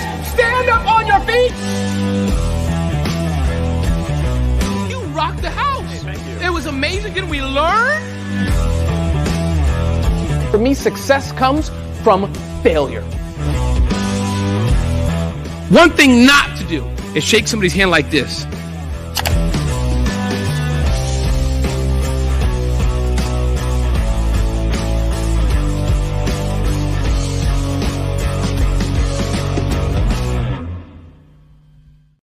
I'd like you to imagine with me, if you will, opening an app where you can collaborate with like-minded individuals from around the world, get inspiration and in-app tools to launch and grow your business, as well as share your knowledge and earn compensation, all in one app. Well, the name of that app is Truso, short for Truly Social. Hi, I'm Matthew Newman, the founder and CEO of Truso, a new concept in social media. Truso is designed from the ground up to be a platform that's both social and empowering for all its users. How exactly do we do that? I'm glad you asked. First, Truso brings the world together via video.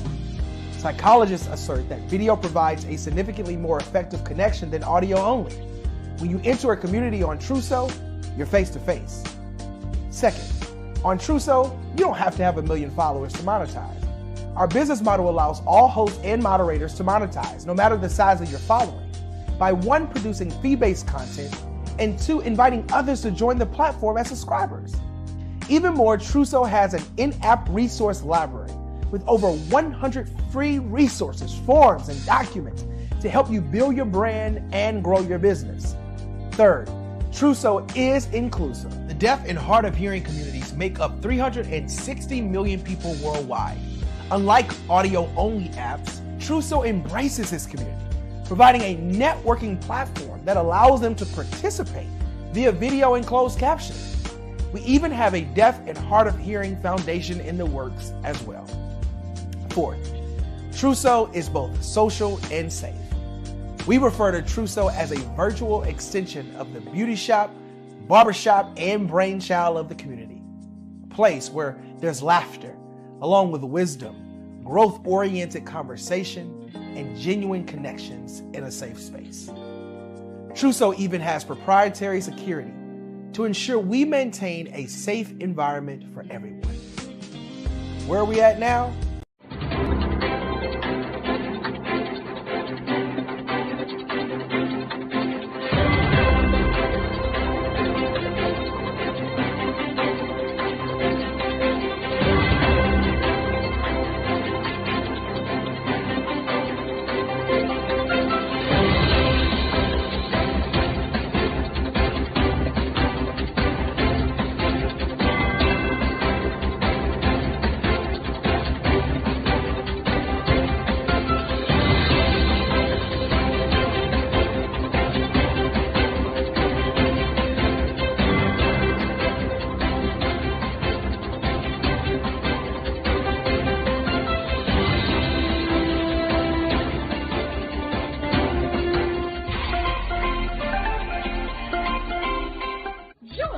Dr. Eric Kelly III and a host of phenomenal speakers from all around the globe for this 7-day virtual event that you don't want to miss. The mission of the Black Business Expo is to raise scholarship money from kids all the way from high school, all the way from college. The Black Business Olympics is one of the largest Black business showcases in the world. It is an opportunity for businesses and companies to showcase their businesses globally. We are going to be giving away laptops up to $5,000 away to students. Again, I'm Olivia Appleberry, the founder of 2 Cents Finance and one of the speakers for the expo. I am so excited to see you there. For more info, go to www.blackbusinessexpousa.com or call 919-308-9090 and hope to see you there. I am Black Business. From the moment I wake until the time I sleep. Yes, I am Black Business. I am Black Business. Tell me, are you Black Business? I am Black Business. Do you support Black businesses? Listen, I support Black business because I am Black Business. Black Business Expo, one of the largest business showcases in the history of Black business in the world. The world! Sign up today at www.blackbusinessexpousa.com or call 919-308-9090. I am Black Business. I am Black Business. From the moment I wake until the time I sleep, I am Black Business. I am Black Business. Are you Black Business? I am Black Business. Do you support Black businesses? I support Black business because I am Black Business. Black Business Expo, one of the largest business showcases in the history of Black America in North Carolina. Black Business Expo, one of the largest business showcases in the history of Black business in the world.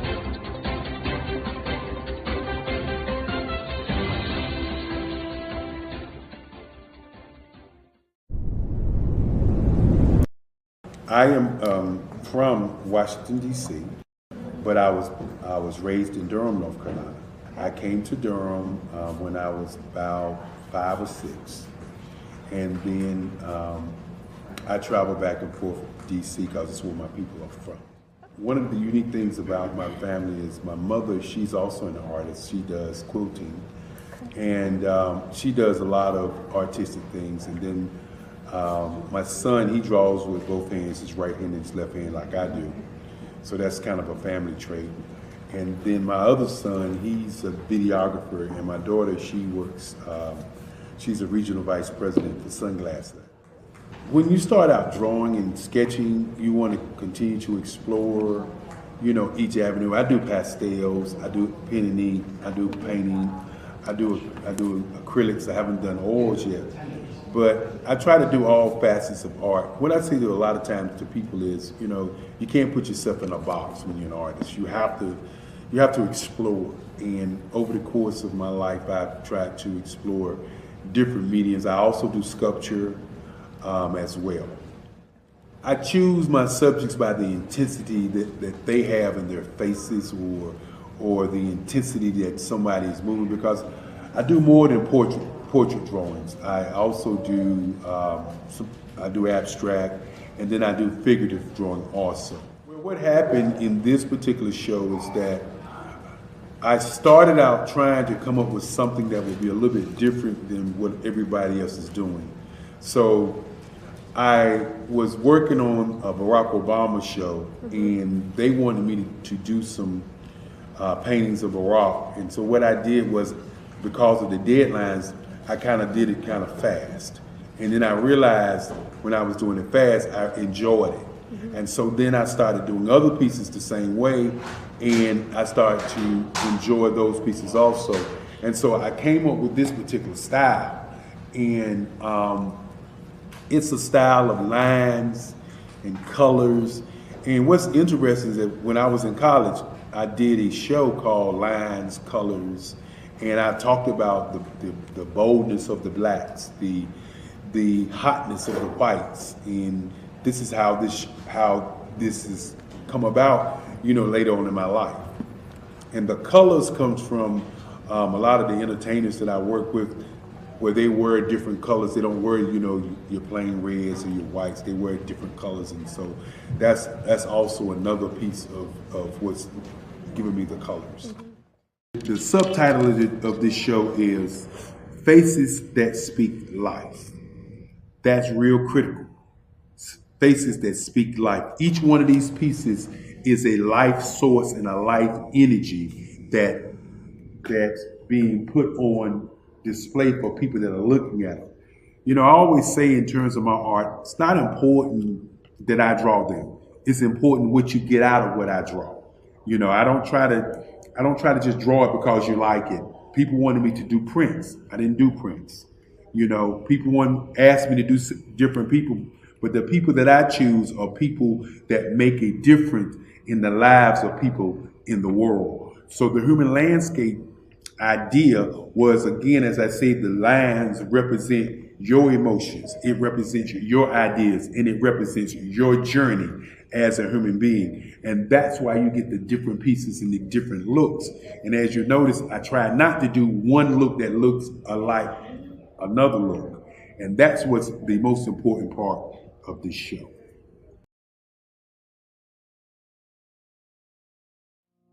Did you know that approximately 333.34 million businesses exist today, according to a report from 2021? And you may be one of those businesses, or maybe you're not in the business market yet, but you're aspiring to be a business owner. Well, guess what? You're in the right place at the right time. Because let's face it, everything is about timing and opportunity. Hi, my name is Dr. Lotus Richey, and I'm the CEO and founder of the Lotus Richey Coaching and Consulting LLC, along with the Lotus Richey Ignite Show. 15 minutes of success with Dr. Lotus Richey, as well as books to boom your business and bring who you are. And today, I want to bring this amazing message to you about the Black Business Network and the Black Business Olympics. See, the Black Business Network and the Black Business Olympics is designed to help people just like you, that's right, that look like me, to take their business to the next level. Not just in your front yard or your backyard, but globally. The Black Business Network and Black Business Olympics is designed not to just help you survive, but to help you thrive. So join us today as we come together with businesses all around the world to support our students, our children, our young teens, our young entrepreneurs. What we do is we come together to help raise funds for students who are aspiring to be business entrepreneurs, who are aspiring and who are thriving in college.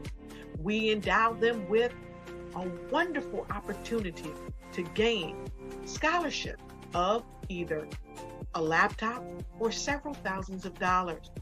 And we invite you to help be a contributor to this amazing opportunity to help someone that looks just like you. So join us today at our website and let us connect with you and help you ignite and take flight in every area of your life on the Black Business Network and the Black Business Olympics. I'll see you on the other side.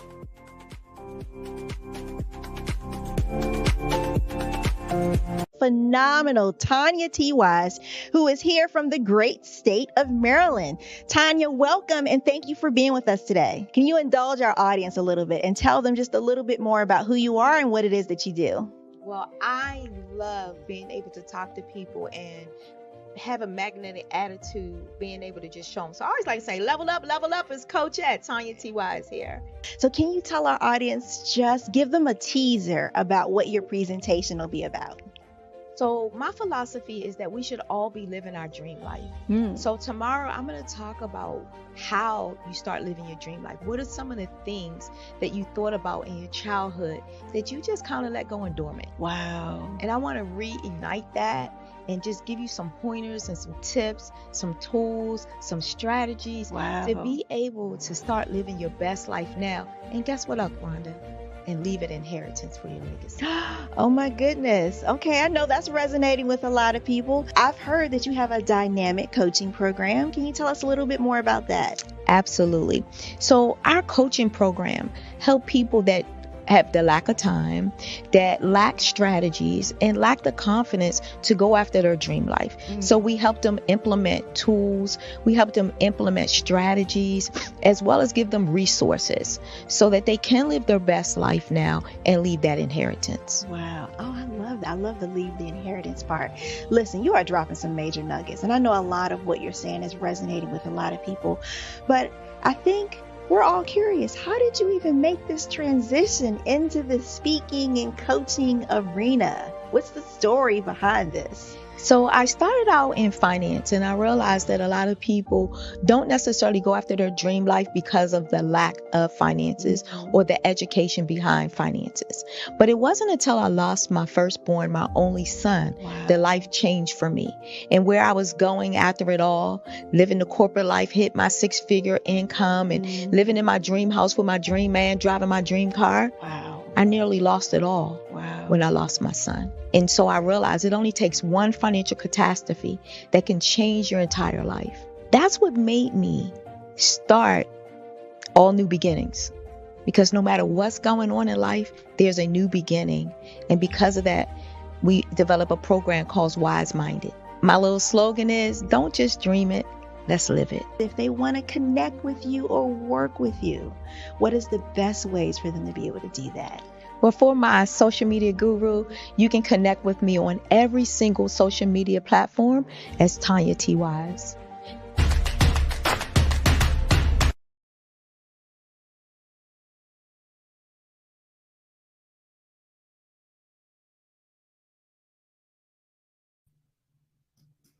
Good afternoon, business owners, entrepreneurs, thought leaders, and corporations. Welcome to the Black Business Network this afternoon. My name is Angela Baptiste, and I'm your moderator on the Black Business Network today. The Black Business Network is a 24-hour business network showcasing Black businesses, business owners, entrepreneurs, and thought leaders worldwide. We have speakers from North Carolina, London, Singapore, Africa, Japan, and cities all over the U.S. The Black Business Network is a global community sharing its business knowledge to empower, inspire, and educate businesses about business. Today we have our keynote speaker, Chanel Dickerson, who will be talking to us today. So I'd like to introduce you to Chanel. Chanel Dickerson, she's the CEO and founder of Chief Chanel Dickerson LLC, a company focused on empowerment and personal growth. With a successful career as an assistant chief of police for the Metropolitan Police Department in Washington, D.C., Chanel is a respected figure in her field. Understanding the power of the mind, she designs programs and platforms that channel women to shift their mindsets and perspectives. She firmly believes that with the right tools, every woman can achieve success in all aspects of their lives. Having grown up in a marginalized community and overcoming multifaceted trauma, Chanel draws on her personal experiences to create a company where girls and women can thrive. She's a trailblazer in her own right and has developed strategies and programs that has propelled her law enforcement career, surpassing the obstacles faced by women in a male-dominated organizations. So I introduce you to Chanel Dickerson.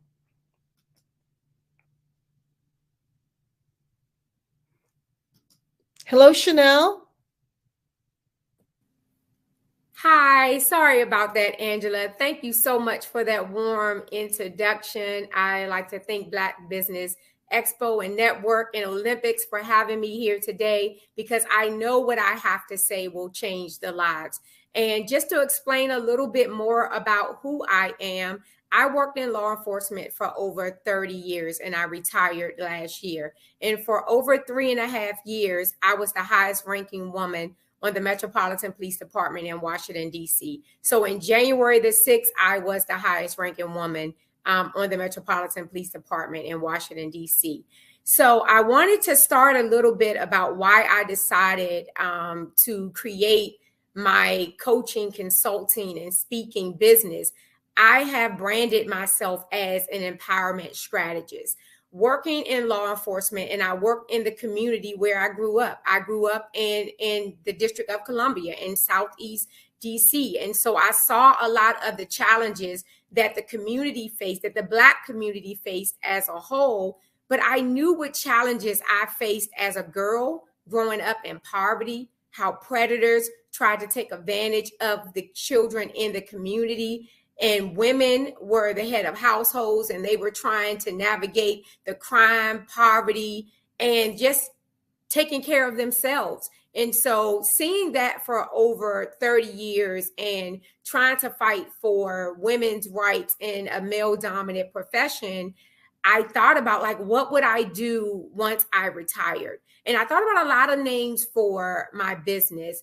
And I decided on Chief Chanel Dickerson, LLC, because I'm known as Chief Dickerson. I have credibility and my reputation in the community. People know of me as an empathizer. Like, that is who I am. Emotional intelligence is important to me because I like to know how I feel, why other people feel, and I am a root cause analyst. So to say all that, that's what birthed Chief Chanel Dickerson, LLC. My focus have been on women and girls, although I work with law enforcement agencies, nonprofit organizations, but my niche is on girls and women. And it's obvious because I was a girl that grew up to be a phenomenal woman. It is my mantra that a woman can truly have it all when the core values are instilled within a girl. So what I want to talk to you about today is overcoming limited beliefs and self-doubt. I had limited beliefs and self-doubt throughout my childhood and on into my adult life as a law enforcement officer. But what I realized that only I had the power to control my life. And people had said about me years ago that I would not be successful in life because of the community that I grew up in. But I knew that I had to decide that my past doesn't define my future. So overcoming limited belief and self-doubt, you have to start with the mindset. And I talk about that a lot. The mindset is very powerful. I ran a marathon in 2009. And while training for that marathon, I had done a lot of research about marathon runners and what was required. And I trained running up to 19 miles, but a marathon is 26.2 miles before I became injured. And so the constant theme that I saw was the mind. They told me that at mile 20 that my body would deplete of all of the nutrients, but if my mind was powerful and if I believed that I could, then I would. So I held on to that from 2009 all throughout my career and now into my business. So I share that with you. The mind is powerful. The body will follow the mind. If your mind say, I can, I will, I must, your body is going to step up to the task. So that's the first thing that you have to control, the thoughts in your mind. Challenge the negative self-talk. The part of our brain automatically goes to, there's a part of our brain that automatically goes to the negative self-talk, to believe or thoughts, to believe that we cannot achieve all the things that we were destined to be.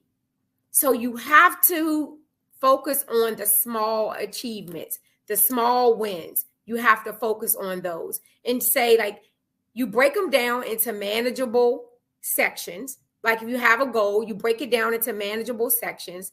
So when you achieve a small part of it, then you celebrate, because that process, you process that in your brain that I have done something good. So you got to counter the negative talks.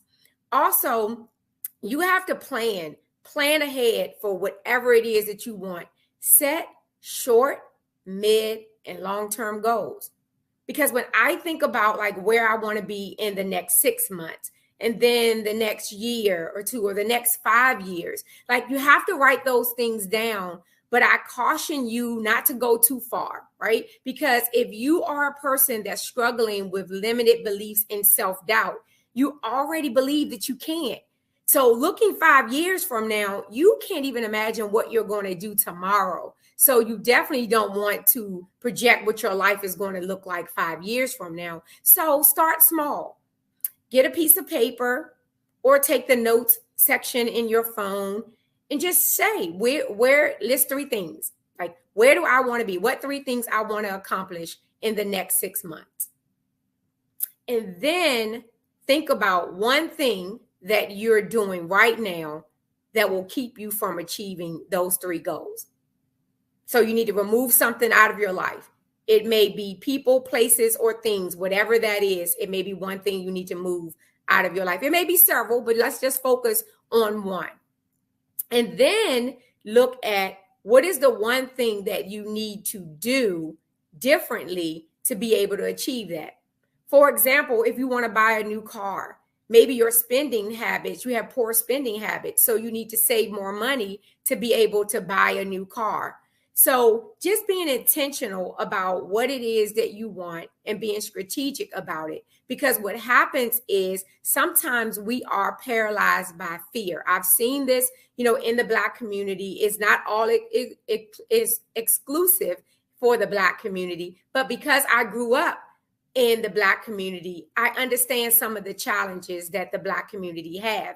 And sometimes we're paralyzed by fear. We allow fear to creep into our heads, and then we do not believe that we can be successful.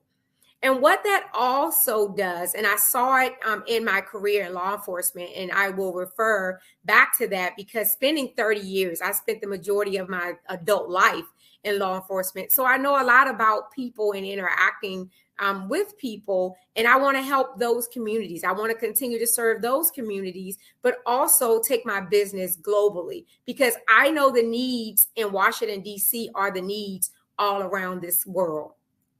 So when I talk about what to do next in reference to the self-doubt, is when you think about what is it that I want to do, right? What is it that the fear is keeping me from doing? And so you think about, do you want to finish your college degree? Do you want to change jobs?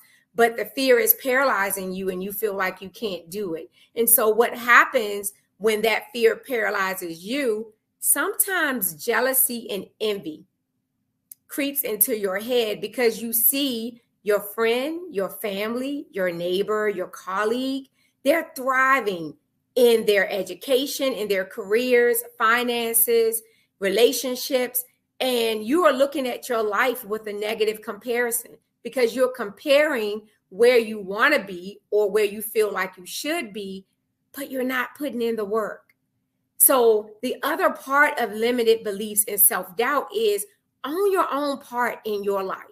Because what we often do is we always blame someone else. Like, I get it. My childhood was not the greatest, but I cannot stay stuck in where I was in my childhood and not succeed in life. And so the one thing that I realized early on that I had no control of is the family I was born into. Now, I love my family. My parents did the best they could for me. My mom actually was a single mother, and she did the best she could. But I couldn't control that. But I could control what was next for me. And so that's what I want to say to all of the viewers is only you can stop you. What is it that you want to do? Visualization is key. You have to be able to see where you want to go or what you want to have. Write it down. Get a journal. Go back to the journal to be able to look at it and see where your progress is and what you need to do things differently. Do not be afraid to pivot. Pivoting is key when you're on the wrong track.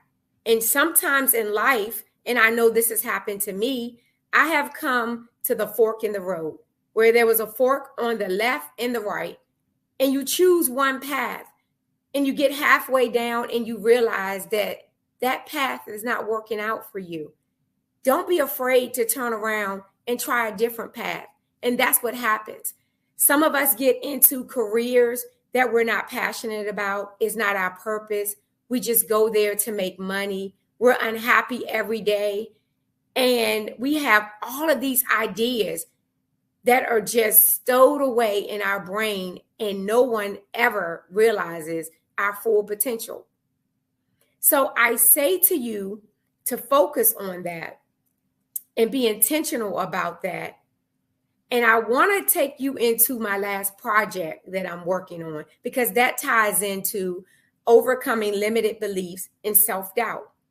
And what Chief Chanel Dickerson did, I decided in February of 2023 to start an anthology, a book anthology. It's titled Uncuffed Voices, Her Story is My Story.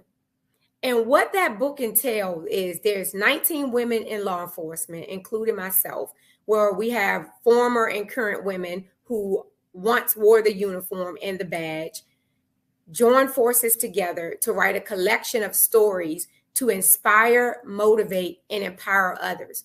Although our goal is to empower women, we want to empower everyone, because we know that some of the challenges that women have experienced in our fields, that it could be translated into multiple fields for women and for men.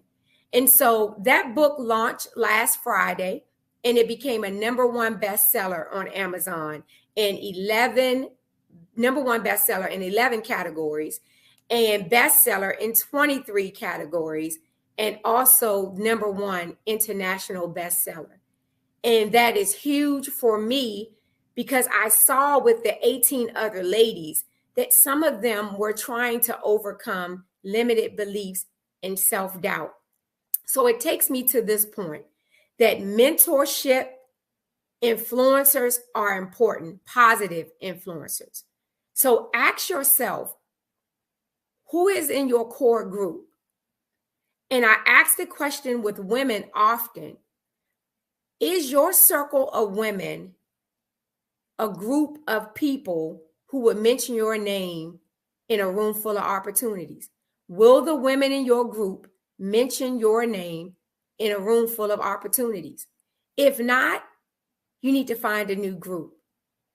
When self-doubt kicks in and you think that you can't do it, you need to have a mentor, someone who believes in you, to be able to tell you that you can do it. I keep using the word intentional because you have to be intentional, and you have to be plan. You have to plan in order to be successful, because they always say that if you do not plan, you will fail. That is what happens. It's not that you should be worried about that you create a plan and your plan fail. It's that you never created anything and expect it to succeed. That is not how life goes. So I'll talk a little bit more about how I overcame self-doubt. Is I was intentional about where I wanted to go in my career before I started my own business. And I knew I wanted to become an executive at the police department in the nation's capital. So I did the research of what did it take to achieve that level in the nation's capital. In education, I had started and stopped with my education for many years. And I started the police department at 17 years old as a police cadet. So I passed on my scholarship to college, and I decided that I wanted to be a police officer and serve my community. So I did not go back to school. I worked the job and ascended the rank to sergeant. And one day I was passed over for a promotion. And I was wrongfully passed over for a promotion. And I decided at that moment that only I could control my destiny. And so what I decided to do is go back to school and finish my undergrad degree, because what I knew is they could not take away my education. And so those were one of the tools that I used to overcome my limited beliefs and self-doubt, because I have to admit, going into a room with other people with degrees, sometimes you feel like that you don't belong. Although you may have the experience on the job, but because you don't have the education, that you may feel like you don't belong there. And now I'm not saying that you don't belong there. Like, you belong in any room that you place yourself in. But that's that negative self-talk that got in my head that said, you're not good enough. You don't belong in the room. And I said I wanted to do something about that. So I went back to school and finished my undergrad degree so I can be prepared for the conversations that came at any table. Well, I felt I would be prepared for the conversations that came at any table. And so what happened after doing that, my career skyrocketed. And if anyone know anything about a rank structure, I was a detective sergeant in July of 2014. But by March of 2018, I was an assistant chief of police and headed a bureau of 1,100 men and women. So when I started to shift my mindset and worry about things that I could control, because I knew my why I decided to join law enforcement is because I truly wanted to serve my community and help people. And nothing that happened within the agency or outside of the agency could change my why. So I elevated throughout my career, and then I changed. You know how I say you can pivot? You pivot, right? You pivot. And I said, I would like to become a chief of police. Actually, I said that when I was 17 years old, that I would become the first female chief of police in Washington, D.C. And they appointed another female. I wasn't in the ranking at that time, wasn't even eligible to be in the ranking. And then I said, I'll be the first Black female chief of police in Washington, D.C. And so it's okay to pivot. And what I did with that, I looked at now, what is required for chief of police? Because if someone was not going to select me, it was going to be because they just did not want to select me, not because I wasn't qualified. So it was those tools that I used to prepare myself to say, I am going to make sure that I am good enough for any area or any room that I enter. So I went back to school and finished my master's degree in Homeland Security. So I did all of that with the preparation that I would become a police chief. And in June of last year, I decided that I would retire from the police department. I decided that it was more important for me to stand up for women's rights inside of the police department. Although I would be blacklisted and blackballed and the microaggressions and the gaslighting and all those things that takes place when you stand up and go against the grain, right? And so what I look at today, that I have absolutely no regrets, but that came from years of preparation, preparing my mind, not being overly concerned about what other people thought about me. Because if I do not seek your advice, I am not going to take your criticism. I'm just not. And what you have to focus on is someone is always going to not like something that you do or you say, but you have to focus on your heart. Where do you want to see yourself in the next 6, 3 years, 5 years? Do you want to see yourself as being someone who followed your own heart, and decided to pursue your purpose? Or do you want to be someone who decided to either not fulfill your dreams because you're worried about what other people may say or think about you? Or are you going to try to follow their dreams? Because that happens. We see other people doing things and it may seem easy to us, and we defer our dreams or our purpose and we try to go their way. And then we run into all of these roadblocks. It just may be because you're on the wrong path.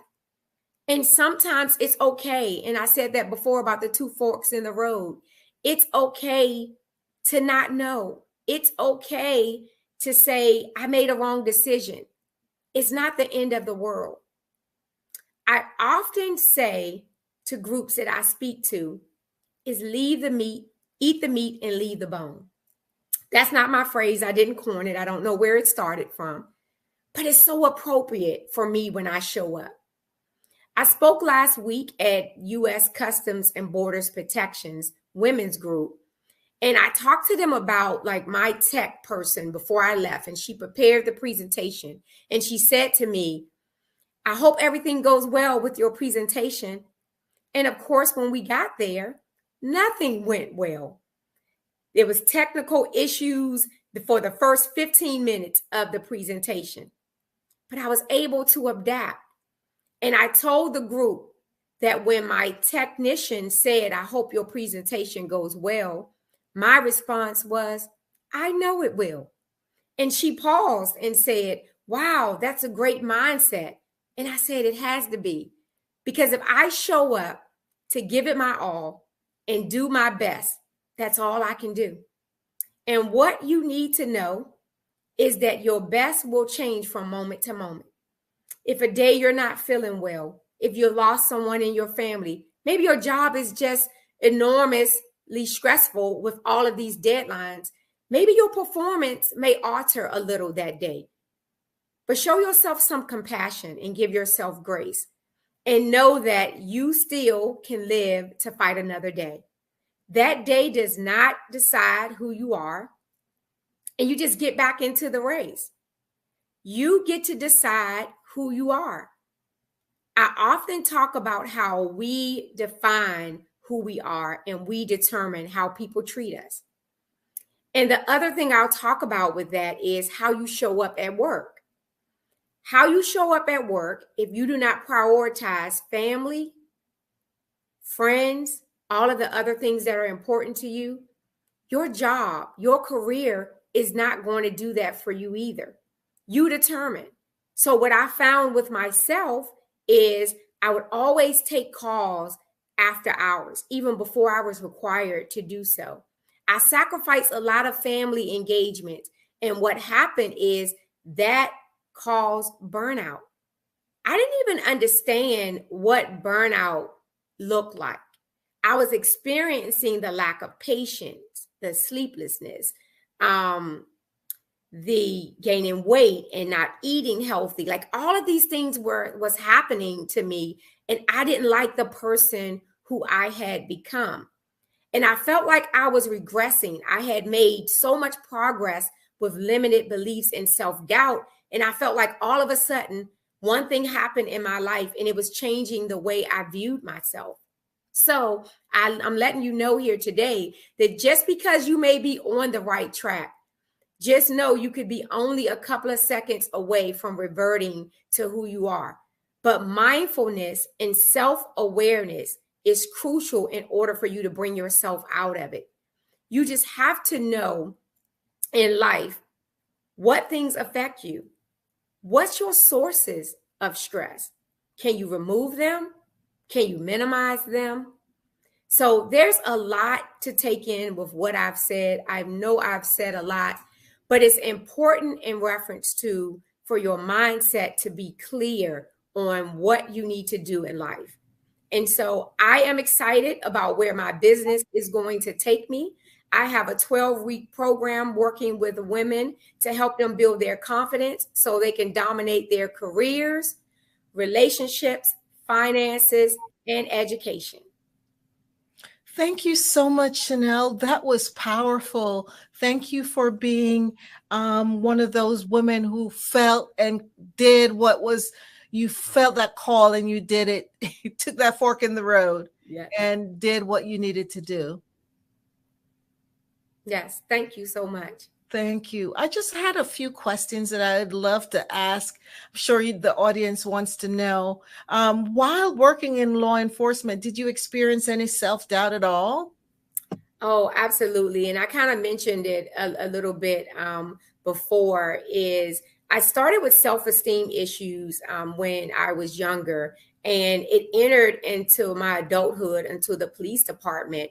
And working in a male-dominant profession, you often feel as a woman that you're not good enough to be there, that you have not earned your right to be in that profession or to be in any rooms you enter. How did you overcome that? Well, it started with practicing self-care. I had to start working on what was causing the self-doubt. I had to look at like my childhood trauma and focus on healing from my childhood trauma, because that was a source of my self-doubt. I didn't realize that it was, but once I started going to therapy and working with a natural path and eating healthier and exercising, I realized the source, because oftentimes we miss the root cause. Like we see whatever the problem is, and we normally go in to try to fix the problem, but what caused the problem? And so that's what I did, and that's what helped me overcome. I'm a big journaler. And so I like to journal, and I write down a lot of things that happened during the course of my day and my emotions, how I feel. Oh, interesting. And I know you talk about working in a male-dominated field. How did you, and how do you navigate being a woman in that male-dominated profession? Basically, it's preparing yourself for the position. What I did not want to happen is I did not want to become a diversity checkbox. I didn't want someone placing me in a position because I was a woman or because I am a Black woman, and then I'm not able to fulfill the task. And so that's where my education came into, going back to school, taking certifications, and college is not for everyone. So I'm not saying you can't succeed, although a lot of law enforcement agencies require at least 60 college credits. But I am an avid learner, right? Always continue to read and learn something new. So when you're in the room with other people, that you can speak intelligently about any topic that you want to talk about. Wow. So how do you invest in yourself and practice self-care? Meditation, my faith in God, that's important to me, is prayer and meditation.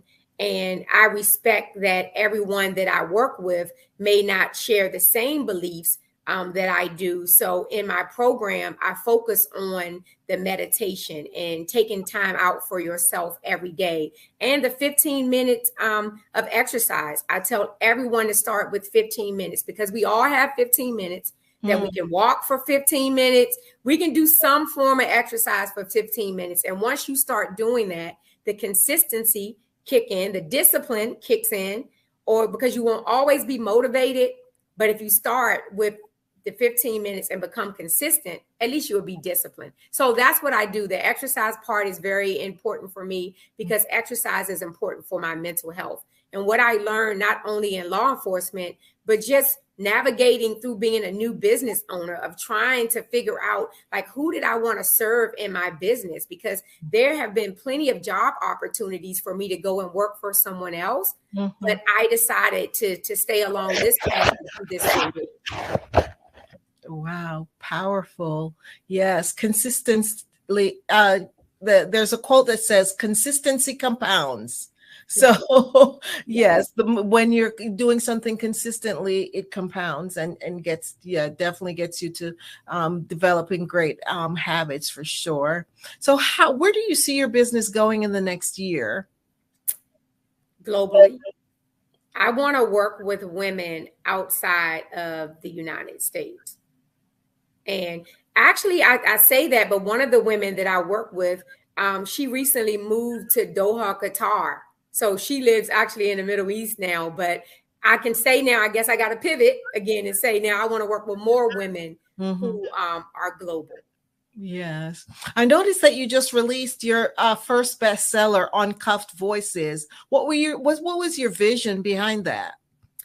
My vision was simple yet powerful, to create a platform where women and law enforcement could come together and share their stories, their real life experiences of how they navigated of being a woman in a male dominant profession, of navigating motherhood and, you know, being a wife, a mother, someone's daughter, maybe a caregiver.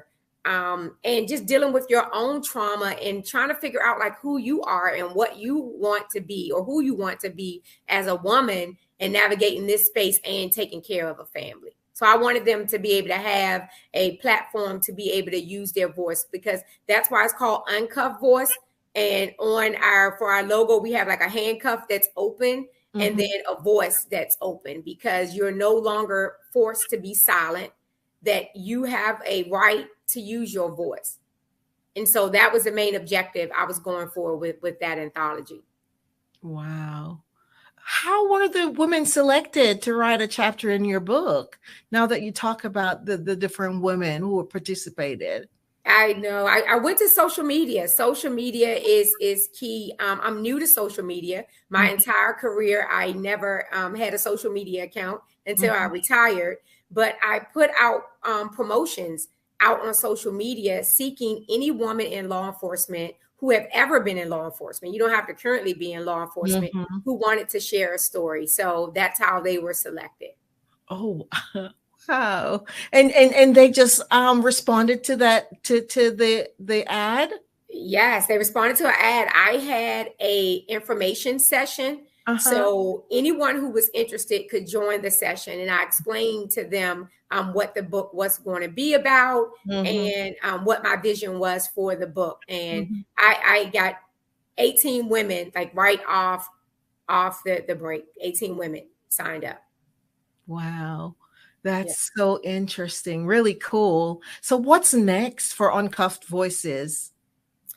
Well, I envision Uncuffed Voices becoming a docuseries.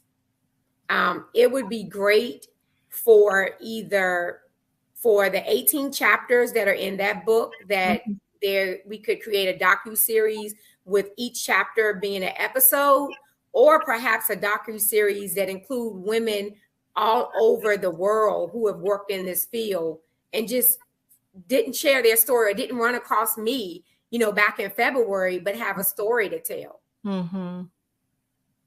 Powerful. Yes, that would be cool. So tell us a little more about the programs that you offer for women and girls. Okay. Thank you. Thank you so much for asking that question. Is because for girls, I have a particular focus for girls in the foster care system. Because what I learned during my time at the police department, and I started back in 2017, a missing person campaign, and it made national news. A lot of the celebrities were talking about it because a lot of Black girls were missing in Washington, D.C. So that was my campaign. And what I wanted to do then is to bring awareness that a large number or a large percentage of Black girls were being reported missing. And I wanted to make sure that they received the same level of media attention and investigation. And so what I found is girls and boys, but it's children in the foster care system are vulnerable.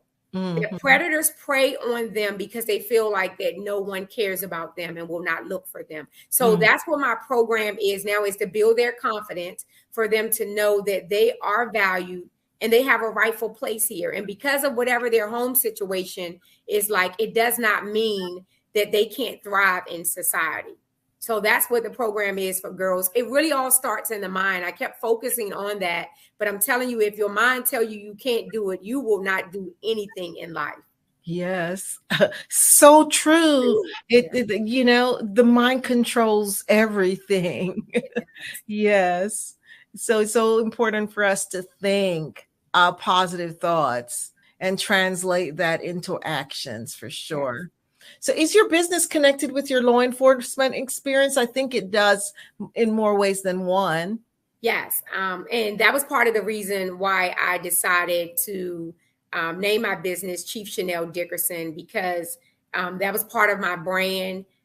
It's a lot of things that are happening in communities all over the country with law enforcement. So I have a responsibility to bridge that gap between law enforcement officers and the community. So that's where my consulting work comes. I have branded myself as an empowerment strategist, and it does not just talk on the consultant or focus on the consultant or the speaking. It's whatever it is that you want. If someone wants me to come into their organization to look at their policies and see if their policies promote diversity, equity, and inclusion.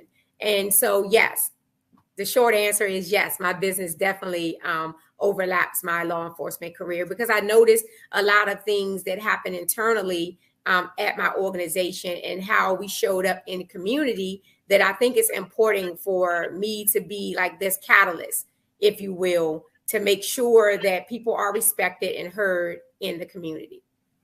Thank you so much, Chanel. Really a lot of things to offer to the community which you serve, and you're alluded to going global. So I wish you all the best. And it's such a pleasure to talk to you and get to learn more about your service. So always remember, genius is common, and I'll see you on the other side. See you on the other side. Thank you so much. Have a great day. You too.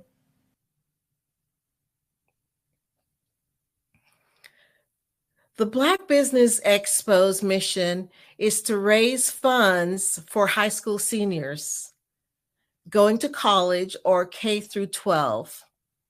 This expo is a fundraiser for students. You may go to the www.blackbusinessexpousa.com to donate to the scholarship fund, or use the Cash App $BBX USA. Our goal is to give laptops and up to $5,000 to 10 students. Students can register online at www.blackbusinessexpousa.com. Every dollar counts. So we want to remind you to donate to the scholarship fund. We want to thank our Black Business Expo USA sponsors for this month, August 2023. North Carolina 100, Moody Capital Partners, Suede Soul, Lotus Ritchie, Coaching and Training, Carolina, Virginia Minority Supplier Development Council, Step Management, BHS and Associates, Margie McLean Foundation, Genius is Common, Earth Essentials, Malane Shani Global, Executive Women's Success Institute, the Quality Coaching Company, Superwoman Business, Creative Force Studio, Lee Entertainment, Artistic App Design, and the Black Business Expo USA. Genius is Common, and I'll see you on the other side.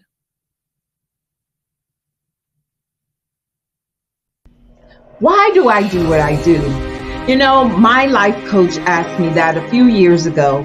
And she said, Tony, what's your why? And I told her, and she said, girl, you've already accomplished that. Perhaps you need a new why. Hi, Tony Harris, Amy Hoydu with Say It Said Marketing, one of your students. And just wanted to say thank you, Tony Harris, for spending so much time with me and giving me that boost in my business that I so drastically needed.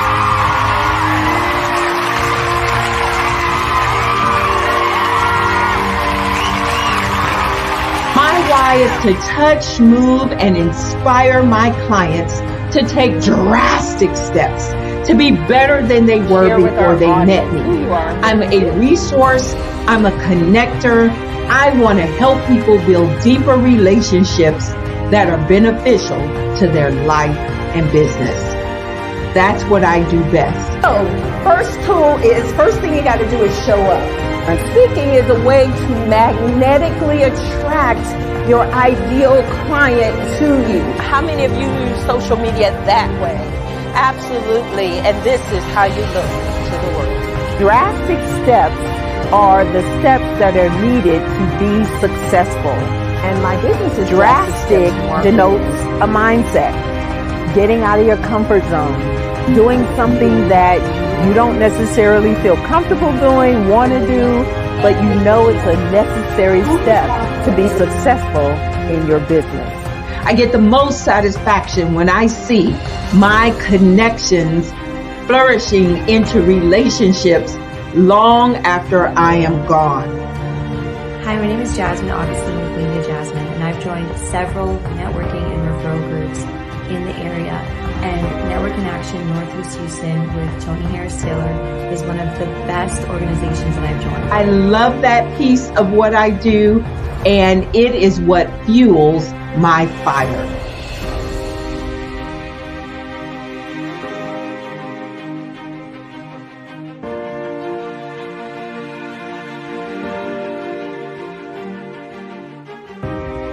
My name is Tony Harris Taylor, saying take a drastic step today for a fantastic tomorrow.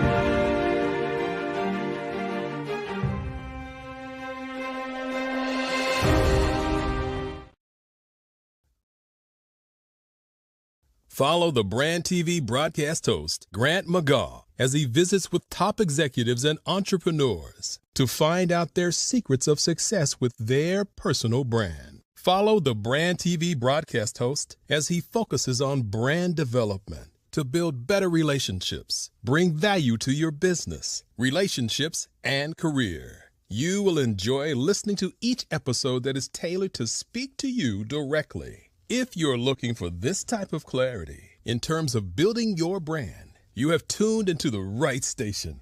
Each episode will help you to shape a conversation in the 5-star BDM network of 20,000 professionals and become a springboard for your corporate engagement and business opportunities. Each guest will frame their story in the areas of personal branding, business development, career development, financial empowerment, and technology innovation. Grant McGaugh explains why he is the CEO and owner of his own professional career. Grant is an accomplished business leader and entrepreneur who wants to give back to individuals to grow their personal brand strategy. Tune in as he weaves his story about new possibilities, while to you exceed expectations. If you love storytelling, this show will make for fun.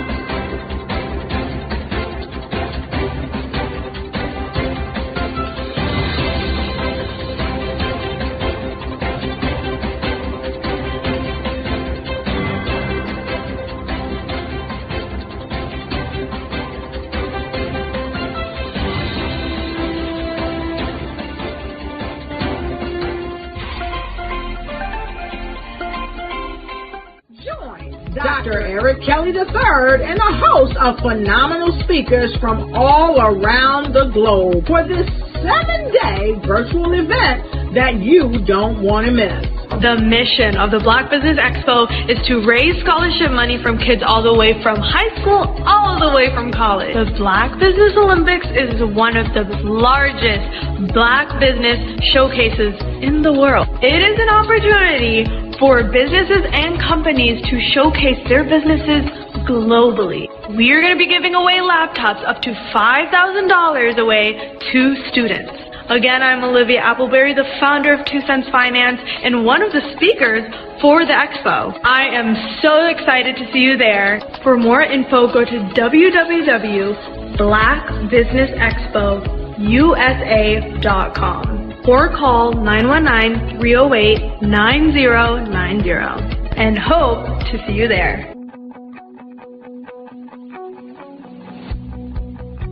I am Black Business. From the moment I wake until the time I sleep. Yes, I am Black Business. I am Black Business. Tell me, are you Black Business? I am Black Business. Do you support Black businesses?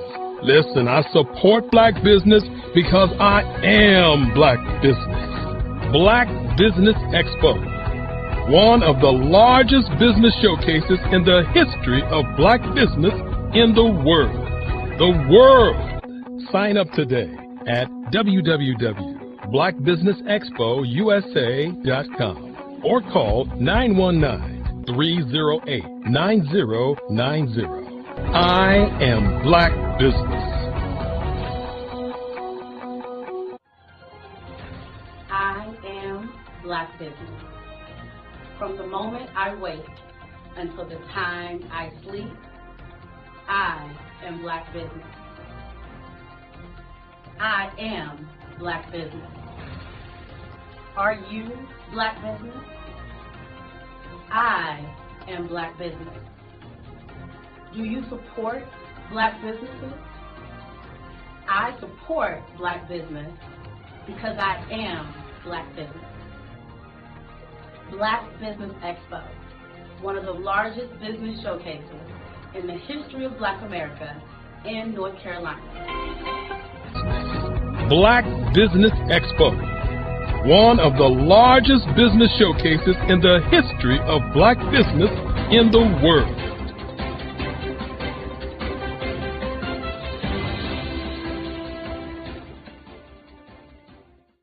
Over the past few years, we've seen the growth of existing and new initiatives focused on financial inclusion, building global networks, and reducing the wealth gap in response to the idea there's not enough seats at the table.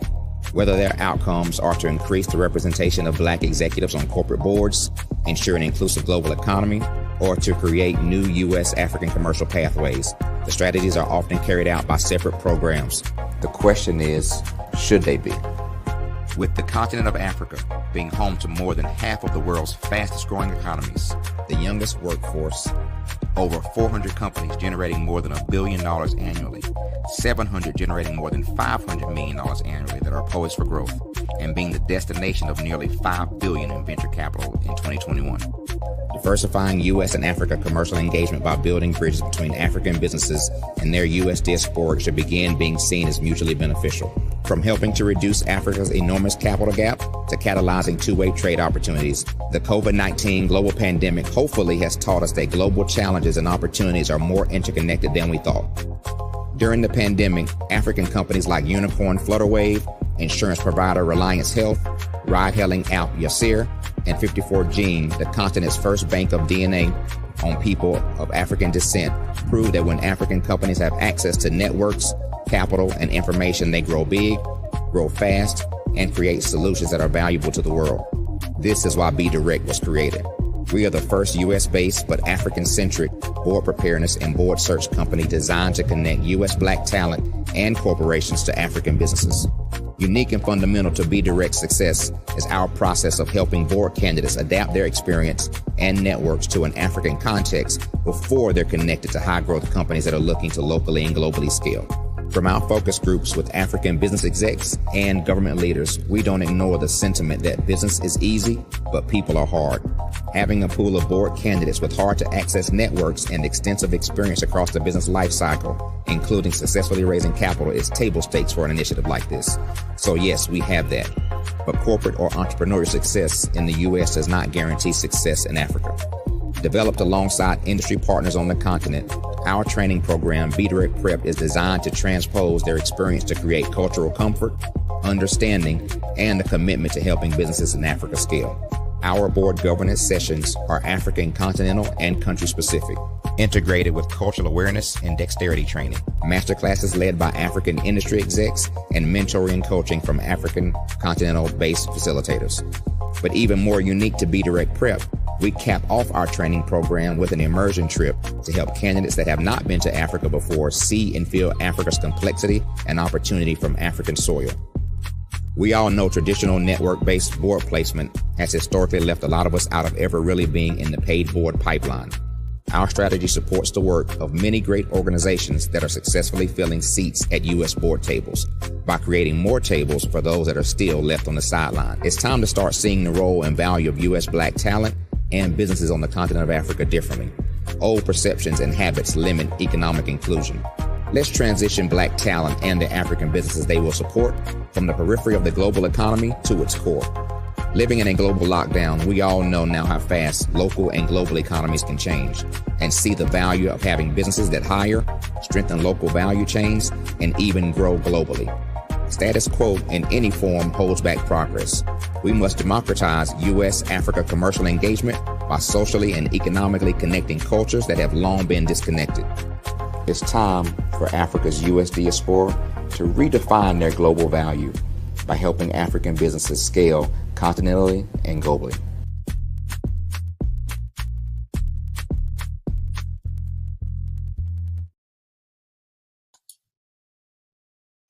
Hi, I'm Barbara Smith.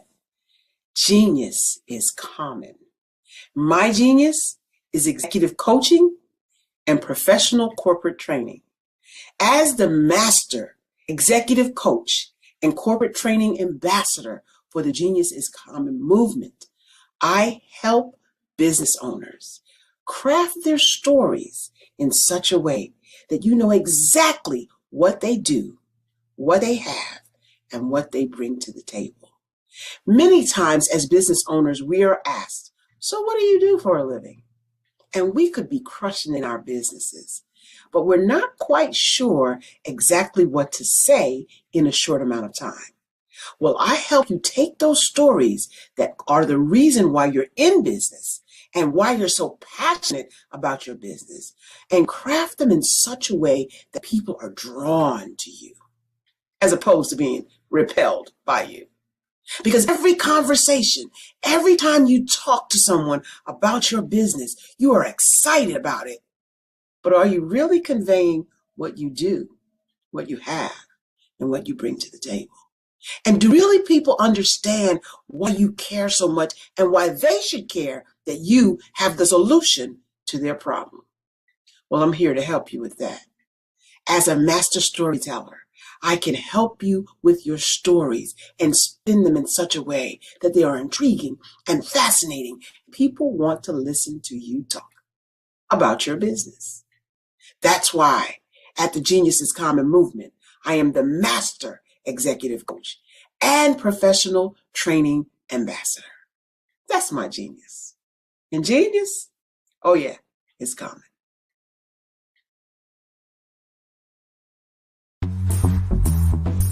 Attention all entrepreneurs and companies. Are you looking for reliable and efficient virtual assistants and back office support to help you manage your business tasks? Look no further than Superwoman Business Services. Our team of virtual assistants provides a full range of administrative support services, including operations management, social media marketing, and much more. We also offer website design services to help you create a professional online presence that reflects your unique brand. In addition to administrative support and website design, we offer business development and structuring services to help you grow your business and achieve your goals.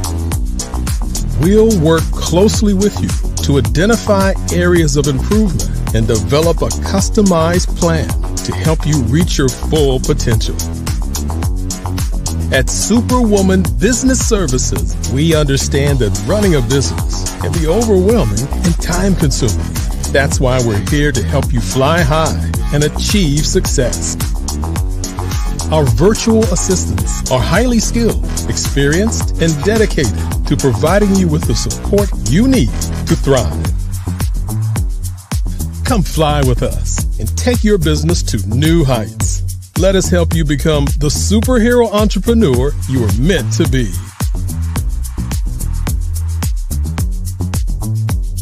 Contact Superwoman Business Services today to learn more about our back office support services. Come fly with us and take your business to new heights.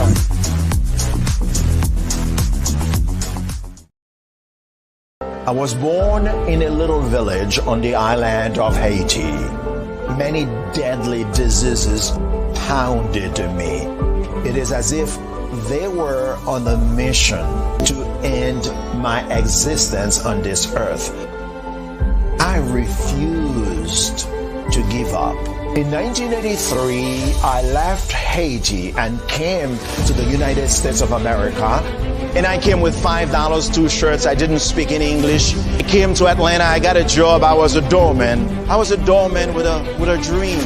What I used to come on stage. I'd rehearse this moment that I'm standing in front of you. That's the power of a dream. Maybe today is the day you begin acting as if you already have it. And then step out with full force. Take a risk. No condition is permanent. Don't let your situation distract you. You are chosen. You are called. You are born for a purpose in this life.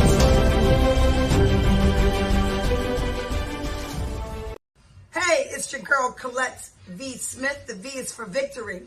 My mama would tell you the V is for Veronica, but it's Colette V. Smith, the NFL's first African-American woman to coach in the history of the National Football League by way of being the first female in 2017 to coach in New York Jets franchise history. Today, I'm the founder of Believe in You Incorporated. Believe in You Incorporated. I got here because I didn't limit myself. I started thinking freely, living life freely. Don't limit yourself. Unleash your power, the power that God created you to be and to have. I got here because I didn't just follow a path. I created my own. You can do the same thing. You know why I know this? Because genius is common.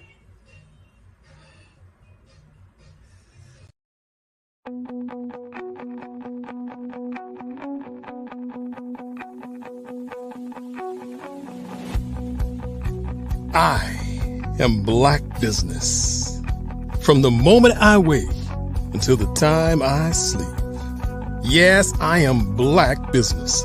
I am Black Business. Tell me, are you Black Business? I am Black Business. Do you support Black businesses? Listen, I support Black business because I am Black Business. Black Business Expo, one of the largest business showcases in the history of Black business in the world. The world! Sign up today at www.blackbusinessexpousa.com or call 919-308-9090. I am Black Business.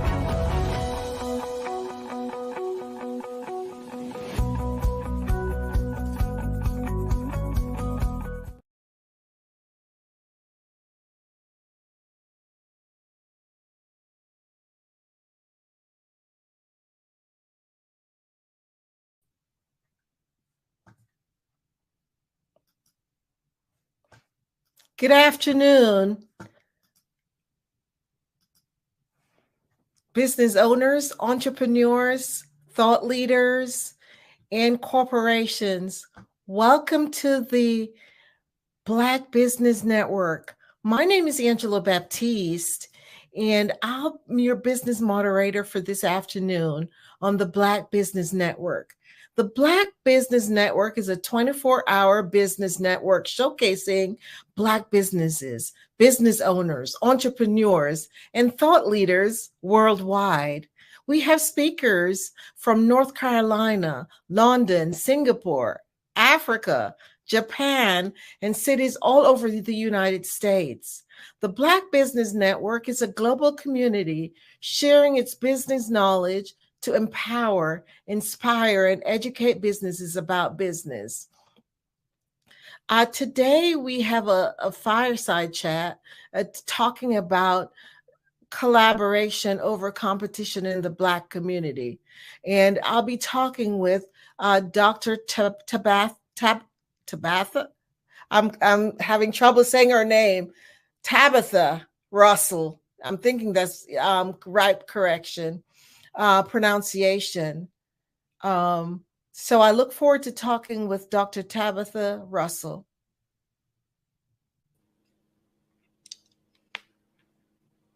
Dr. Tabitha, welcome to our show today. Thank you so much for having me on today. It's such a pleasure. It's and I look forward to talking with you. So tell me a little bit about what you do. Okay. My name, again, is Dr. Tabitha Russell. I am the CEO and founder of Inside Inspired Women, which is the home of Breakthrough Millionaires. So I help women determine what it is that they want to do through their purpose, as well as I help them to expand on one idea, excuse me, and take it and make multiple streams of income out of it. Wow, I see you're losing your voice. Are you okay? Yes, ma'am, I'm fine. Thank you. Okay. Okay, so what led you to get involved in that type of business?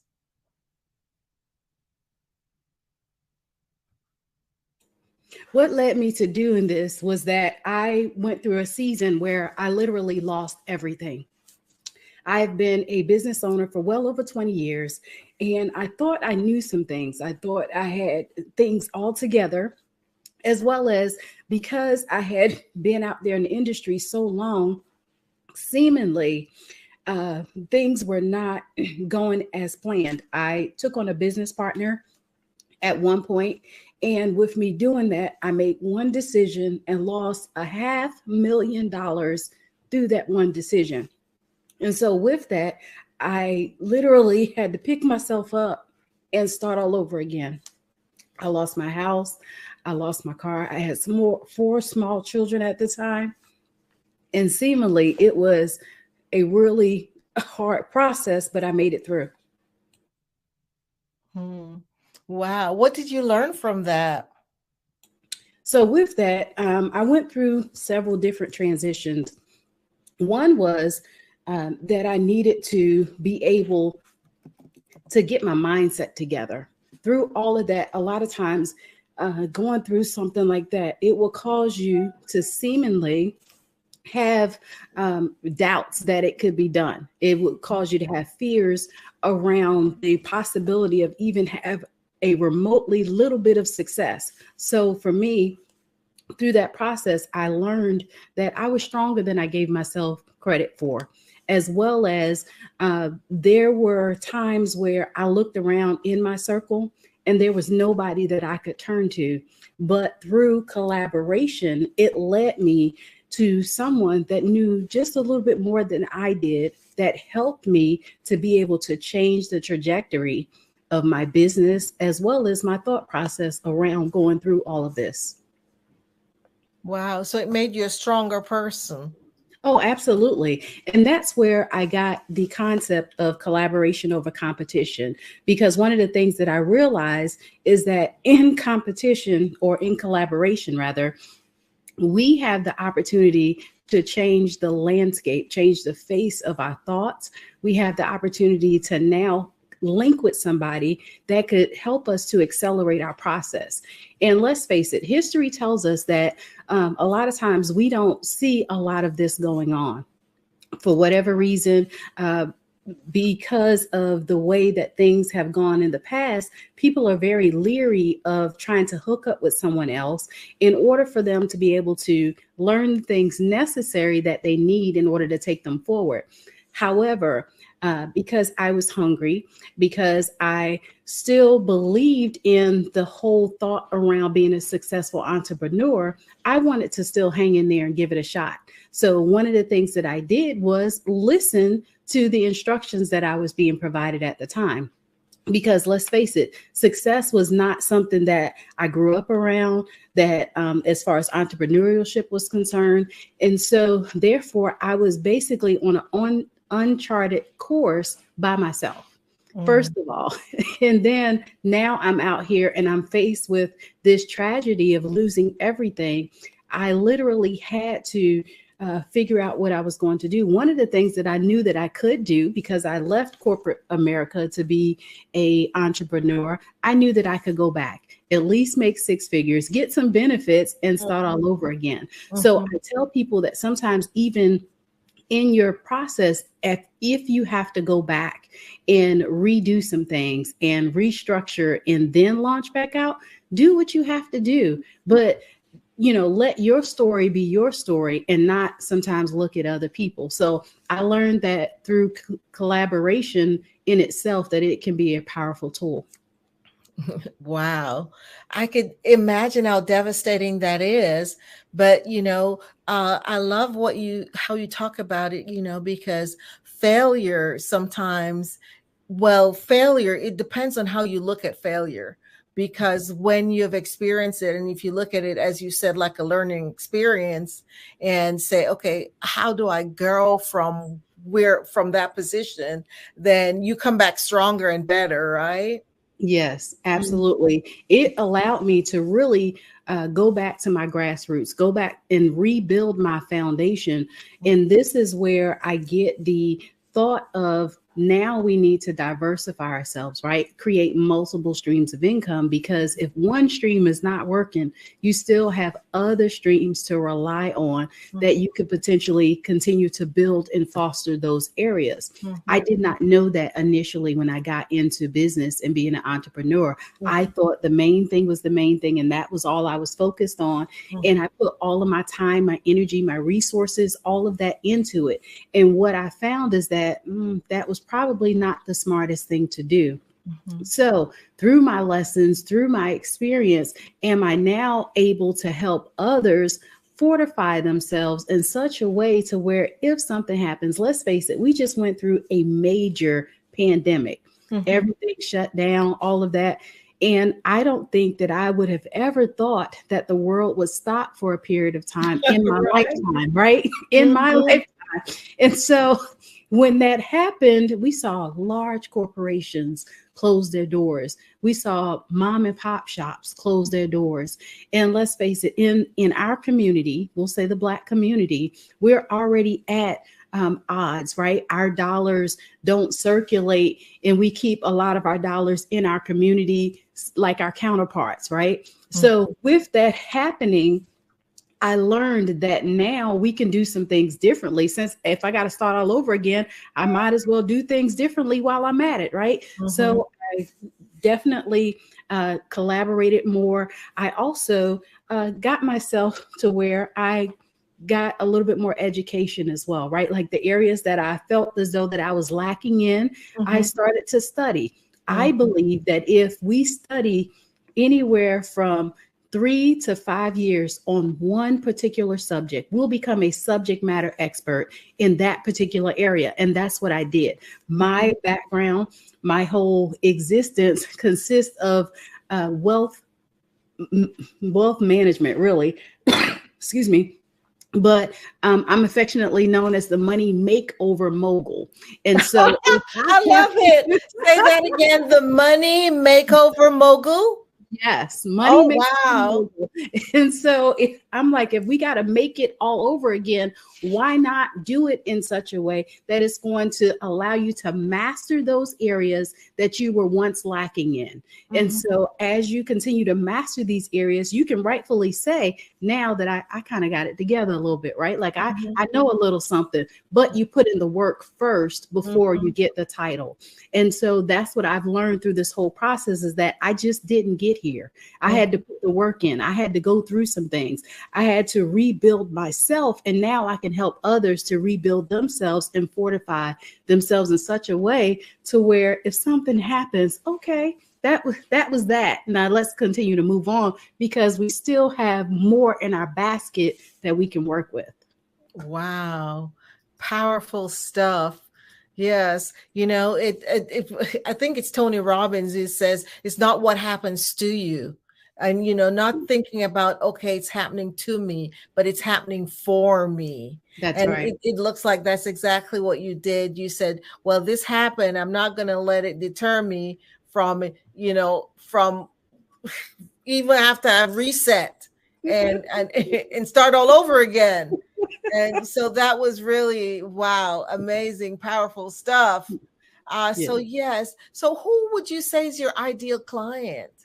So my ideal clients are, I would say, I call them business savvy women who are looking to either start their business or expand on their business. Now, quite often, I will say all of us have a purpose, and whatever our purpose is, we have a tendency to be innately good at that.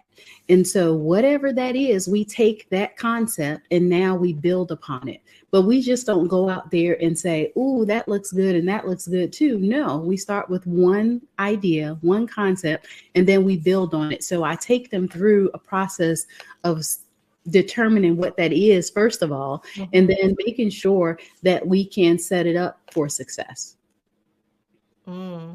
So walk me through what the first session would look like. Okay, so basically, I like to start with the vision of why it is that you want to do this particular type of business. And a lot of people say, well, I have a vision. Okay, so tell me about this vision.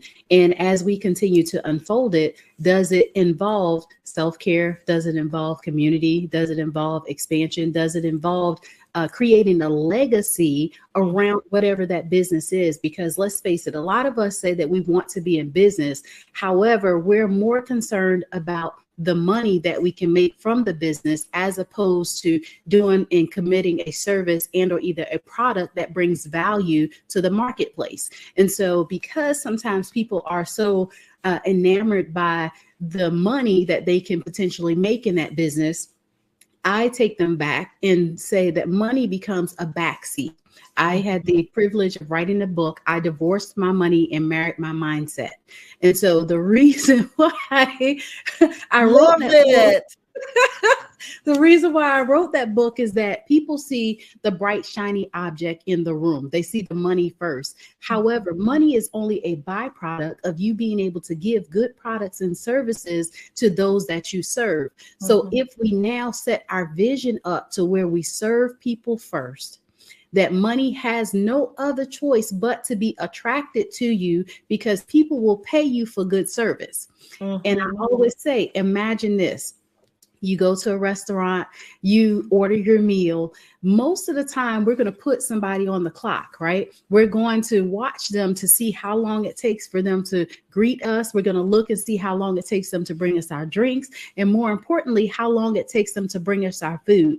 And so our businesses are the same way. How long does it take for somebody to turn over to become a customer? Most people say that it takes about 7 touch points.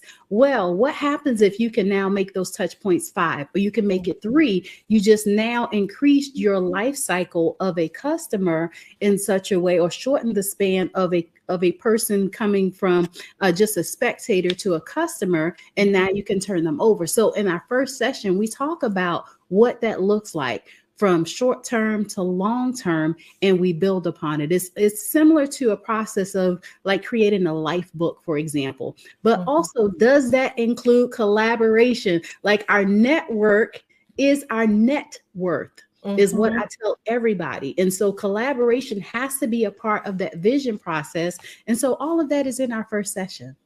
Oh, powerful. Awesome. So what would you say are maybe the top issues your clients are facing when they come to see you? So most of the time it is, how do they get started? what it is that they need to do as far as creating sometimes the visibility for them to be able to get out there, like their marketing strategy, as well as the other thing that I see is really having capital.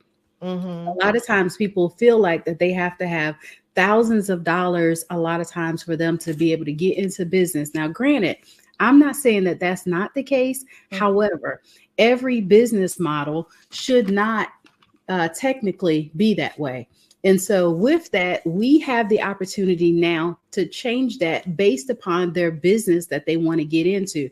Let's face it, social media has become one of the number one tools that most people seek nowadays.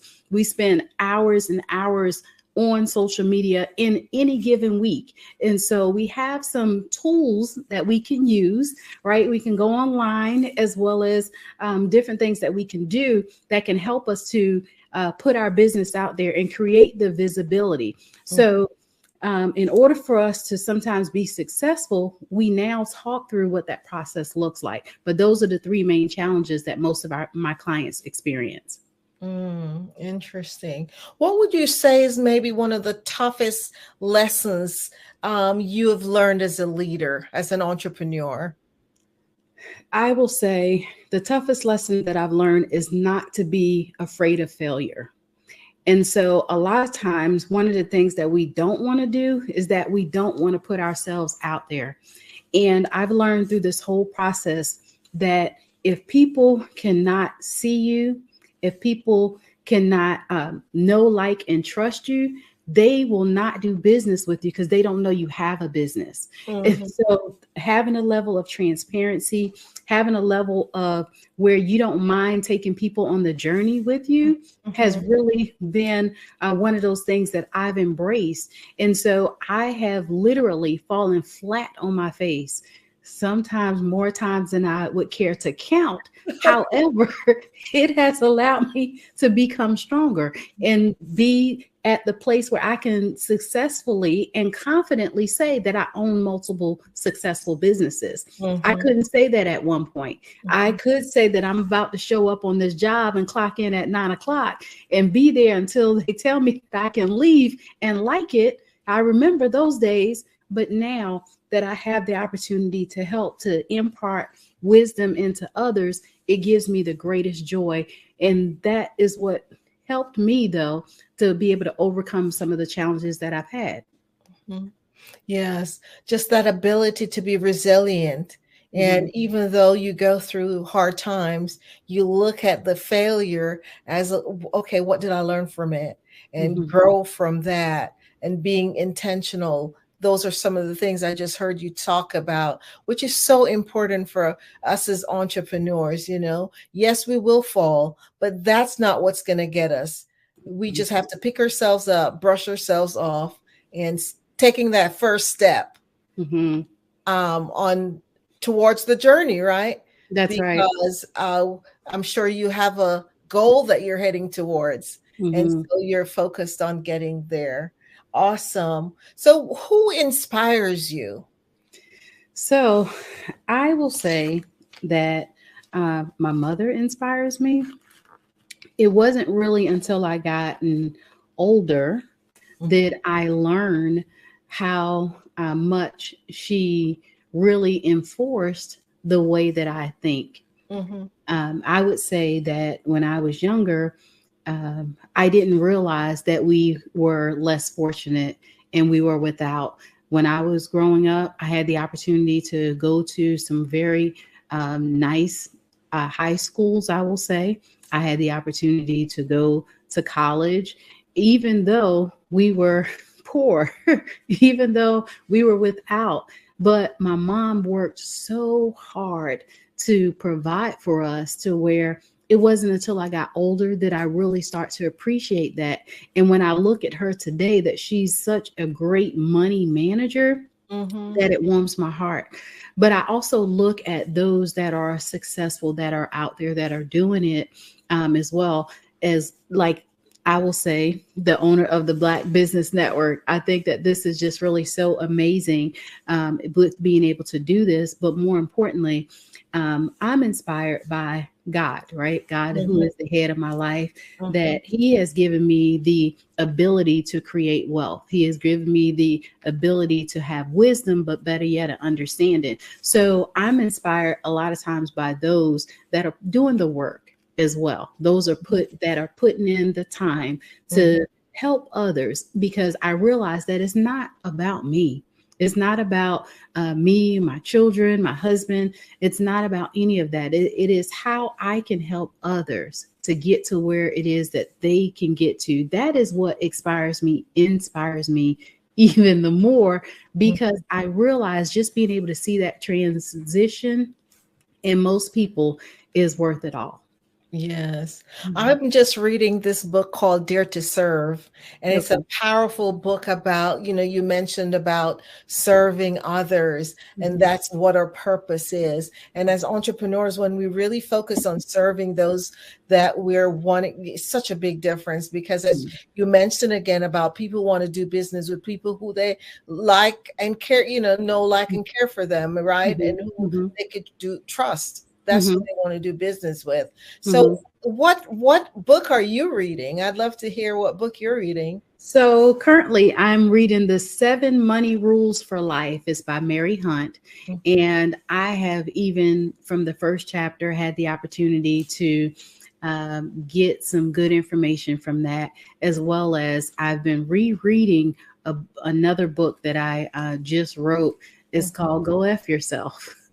But more, more importantly, is it out? Is it published? Yes, it's on Amazon under Dr. Tabitha Russell. But it's the premise of the book is finding faith, fortune, and fulfillment. And the reason why I wrote that book is that a lot of times we're still missing it.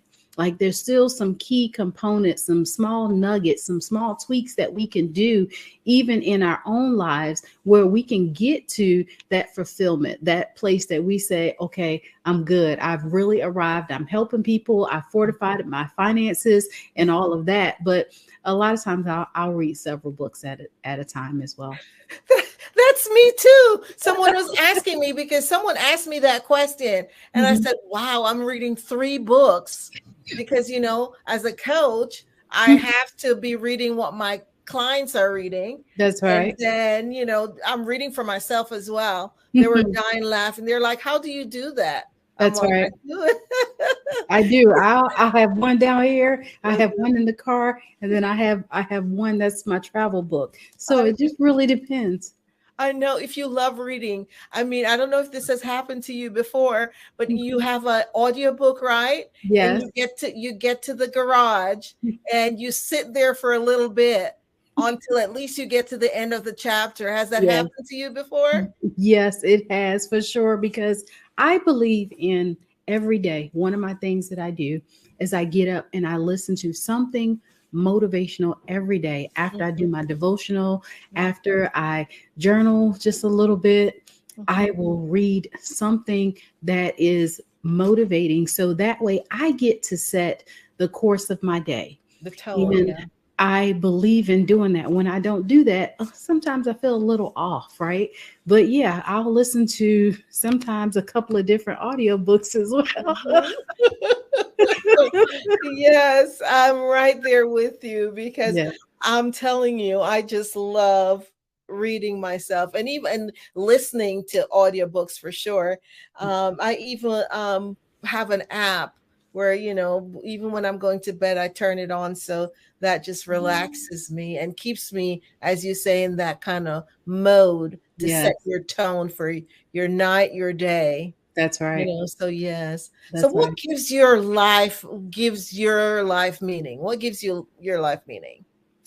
I will say being able to create my own legacy, meaning that I heard it said some time ago that the average person on their tombstone, they'll have a date which they were born, and then there's a date at which they transition. And that time in between is all the time that we have that we can make a difference. That dash, huh? Yes, that dash is everything. And so I get the opportunity to give meaning to what that dash means. I'm almost getting a little choked up here. Just the opportunity, though, to write my own legacy, to create an opportunity that my children will be proud, my grandchildren will be proud, saying, that was Gigi, that was mom, that she did something that made a difference in the world. First, I became a lifelong learner. I have 3 doctorate degrees. And so I kind of like learning just a little bit, but more importantly, more importantly, I believe, though, that we should be constantly learning. Constantly learning. Yes, and as because growth doesn't happen by chance. It does not at all. And so if we want to say that we give that dash meaning, we've got to do something that makes it notable, make it credible. Let's face it, people are going to know you for something, but you get the opportunity to say what that something is. And for me, I'm like, I want them to know that there are endless possibilities for you to walk in greatness, for you to follow your purpose, and for you to change the trajectory of what things look like for the next generation. I realized recently that in order for us to really change one habit, it almost has to cycle through 1 to 2 generations in order for it to take a hold.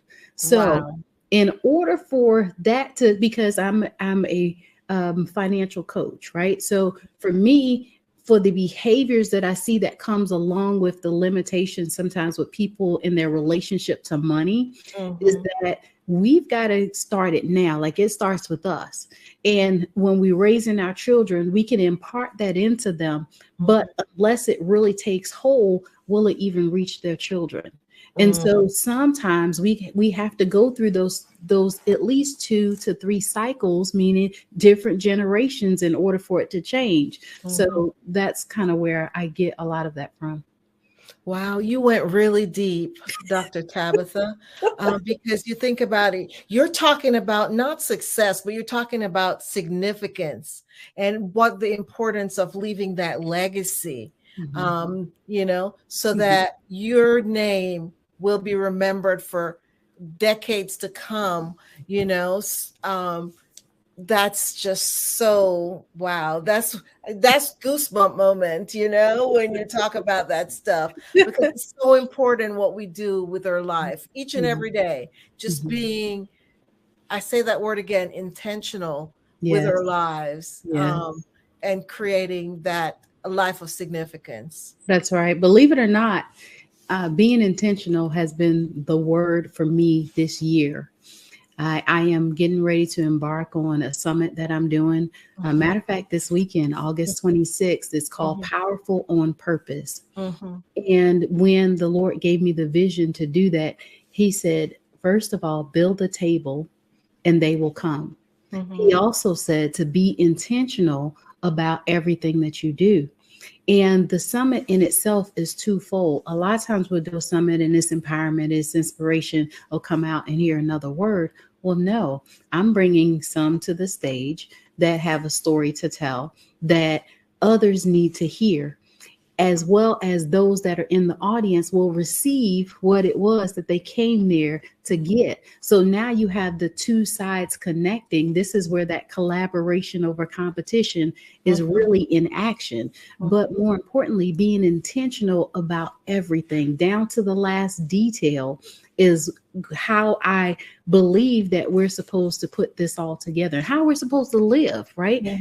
We spend too many hours burning our wheels or going around in circles because we kind of get caught up in stuff. Well, no, if we set our intentions every single day on something, we'll find that we're more accomplished.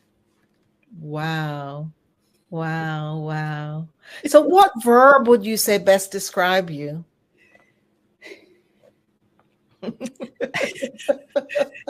can think about it for a minute. Well, I was pretty much thinking about it. In some ways, I would say action taker. In other ways, somebody might say risk taker, right? I'm one of those. Yeah, I'm one of those that put me out there. Let me go, coach, tag me in, We're going to figure it out on the fly and we're going to keep it moving. But I've also learned over the years that even in my action taken and my risk taken, that the two intersect and it comes together and it blooms this beautiful thing, right? I wasn't always there because I walked in fear sometimes of the unknown.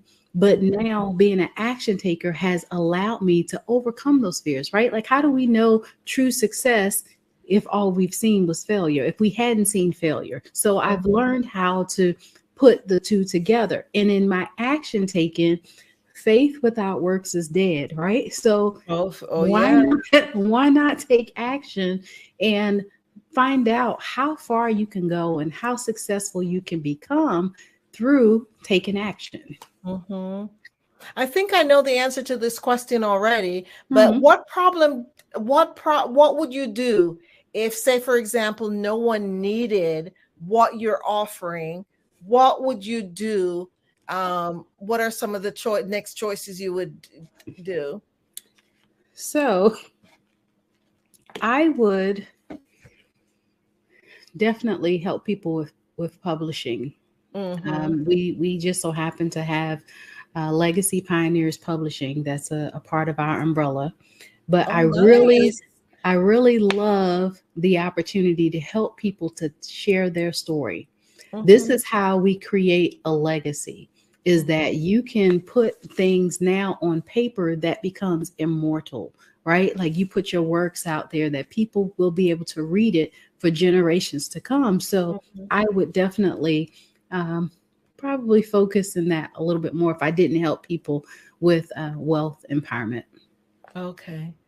I think that's needed anyway, so I don't think you'll have to even think about that option, but just wanted to see what other, and I'm interested in the publishing. So tell us, the audience, more about the publishing aspect of your business. Yes. So Legacy Pioneers is the publishing side of the house. When I got out and started writing books, there was a lot that I discovered within myself, that there's a process to being able to write a book, but it's not as hard as what people think that it is. So as we are writing or helping them to craft their story, we help them with every aspect of it. We just don't say, go write this stuff, put it down on paper, and then we'll meet. No, we meet with you from the beginning. We try to find out what it is that your vision is, what the name of it is. We help with doing your cover. We help with editing. We help with getting it published and online. So throughout the whole process, we help them to be able to bring their story to life. So we just don't put you out there, say, fill in the blanks and then let's go. No, we even help with some ghostwriting if necessary. So from start to finish, we're involved in the process. And we meet with all of the clients probably anywhere from 4 to 6 times, depending upon where they are in the process. Okay. So why do you believe it is important for individuals who are struggling possibly, or, having issues, especially in your field, wealth management? Why do you believe they need to have a coach? So I tell everybody that you are the best version of yourself today by yourself without any help. So now if you collaborate and you get a coach, because coaching is collaboration, whether we want to take it on or not, it is. That is somebody that can walk alongside with you and now bring your vision to life. I believe that it is hugely important, because when you link up with somebody that knows a little bit more than you, let's say, for example, your process takes you 5 years to become successful. Well, working with a coach could potentially cut down and make you more successful, let's say in 3 years or a year for that matter. It really does take the learning curve out of it and allows you to be able to cut out some of the fluffs, cut out some of the learning curve that comes along with creating wealth, or we'll say entrepreneurship as well. Yes. So tell us, what do you have in the works? I have a lot going on. I am getting ready to have my own show on the Bold Brave TV network here really soon, in the next, I would say 30 to 60 days. Where's that? It's going to be on the Bold and Brave TV network. I will have my own show that I'll be doing. That's next.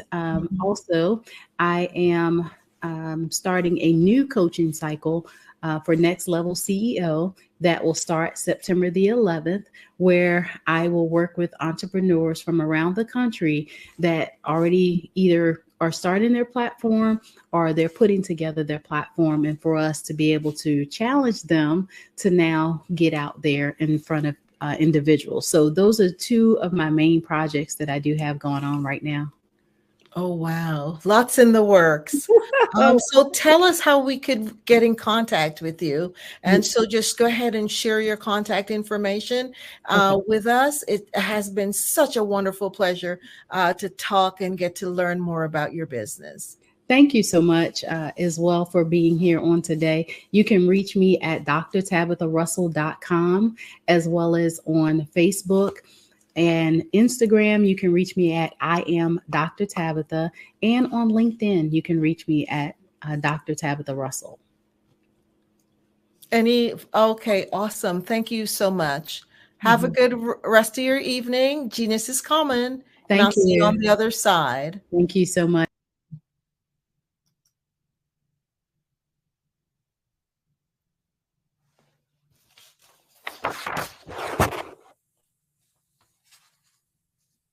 The Black Business Expo mission is to raise funds for high school seniors going to college or K through 12.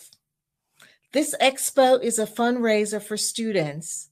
You may go to www.blackbusinessexpo.usa.com to donate to the scholarship fund, or use the Cash App $BBXUSA.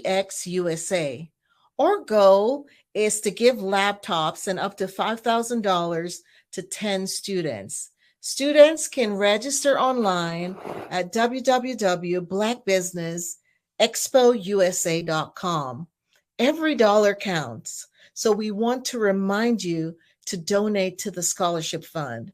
We want to thank our Black Business Expo USA sponsors for August 2023, North Carolina 100, Moody Capital Partners, Suede Soul, Lotus Ritchie, Coaching and Training, Carolina, Virginia, Minority Supplier Development Council, Step Management, BHS and Associates, Margie McLean Foundation Incorporated, Genius is Common, Earth Essentials, Mulaney Shawnee Global, Executive Women's Success Institute, The Quality Coaching Company, Superwoman Business Services, Creative Force Studios, Lee Entertainment, Artistic App Design, Black Business Expo USA. Genius is common, and I'll see you on the other side. Have a great evening. Did you know women represent just 3% of Fortune 500 CEOs and less than 15% of corporate executives at top companies worldwide? Have you wondered what the secrets are to getting into the top ranks, whether in the private or public sector? Do you want to figure out how to stop being held back in your career or passed over for promotion? Then you're in the right place. Hi, I'm Dr. Madeline Ann Lewis, President and CEO of the Executive Women's Success Institute. I have decades of experience in the military, the federal government, and corporate America, and my mission is to help women succeed and tap into their full potential. I want to reach 1 million+ women around the world to become the leaders they are meant to be.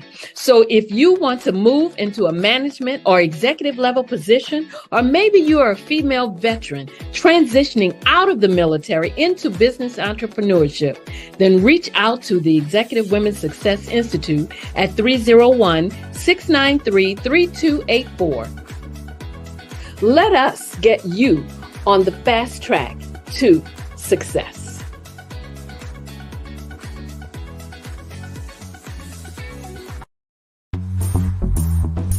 Attention all entrepreneurs and companies. Are you looking for reliable and efficient virtual assistants and back office support to help you manage your business tasks? Look no further than Superwoman Business Services.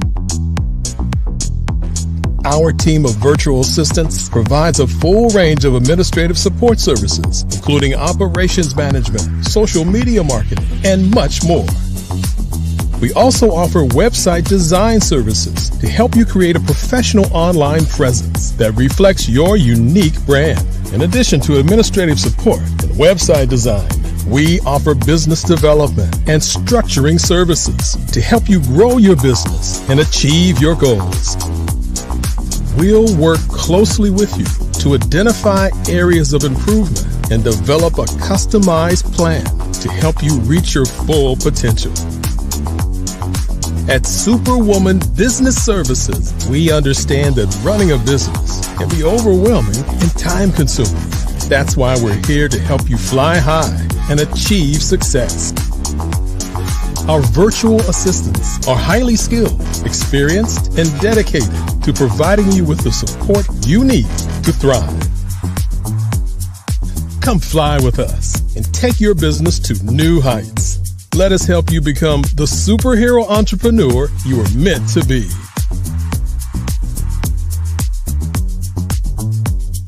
Contact Superwoman Business Services today to learn more about our back office support services.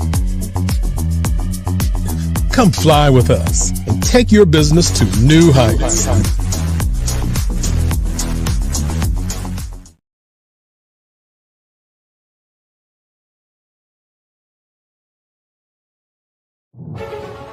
In the heart of America, there are dreams waiting to be realized.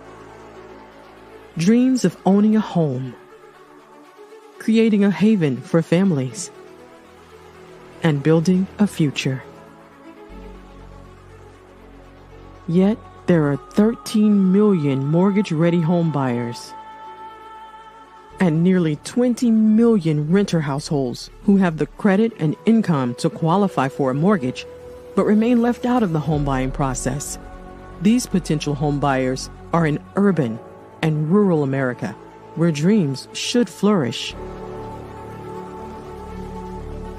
The big banks, the giants of finance, have all exited the mortgage lending business, decreasing their lending footprints across America. They are no longer present and active in these communities. Instead of offering opportunities for home ownership, some of these banks have chosen a different path. They have decided to become mega landlords. They have chosen to invest billions of dollars in rental homes, leaving potential home buyers with fewer options and stuck in a cycle of renting without the chance to build equity and create a legacy for their families. Here is the shocking truth. A report issued by the Home Ownership Council of America revealed that if lenders were to step forward and serve this underserved market, they could conservatively increase their loan volume by $1.5 trillion. $1.5 trillion. This is $1 trillion business opportunity, ripe for the taking.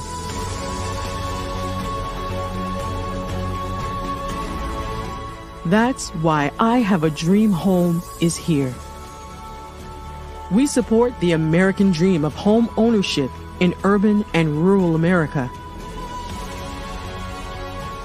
We believe in the power of social consciousness and the impact it can have on people's lives. Investing in urban and rural America is not just good business sense. It's a moral imperative. Our mission is clear. Become the go-to mortgage lender in these communities. Create a pathway to home ownership for all Americans, breaking the cycle of poverty by empowering families to build wealth, stabilizing our communities, and taking pride in our country. I Have a Dream Home. Unlocking dreams, transforming communities, and rewriting the story of American home ownership. For more information, scan the QR code or visit our website at www.ihaveadreamhome.gold.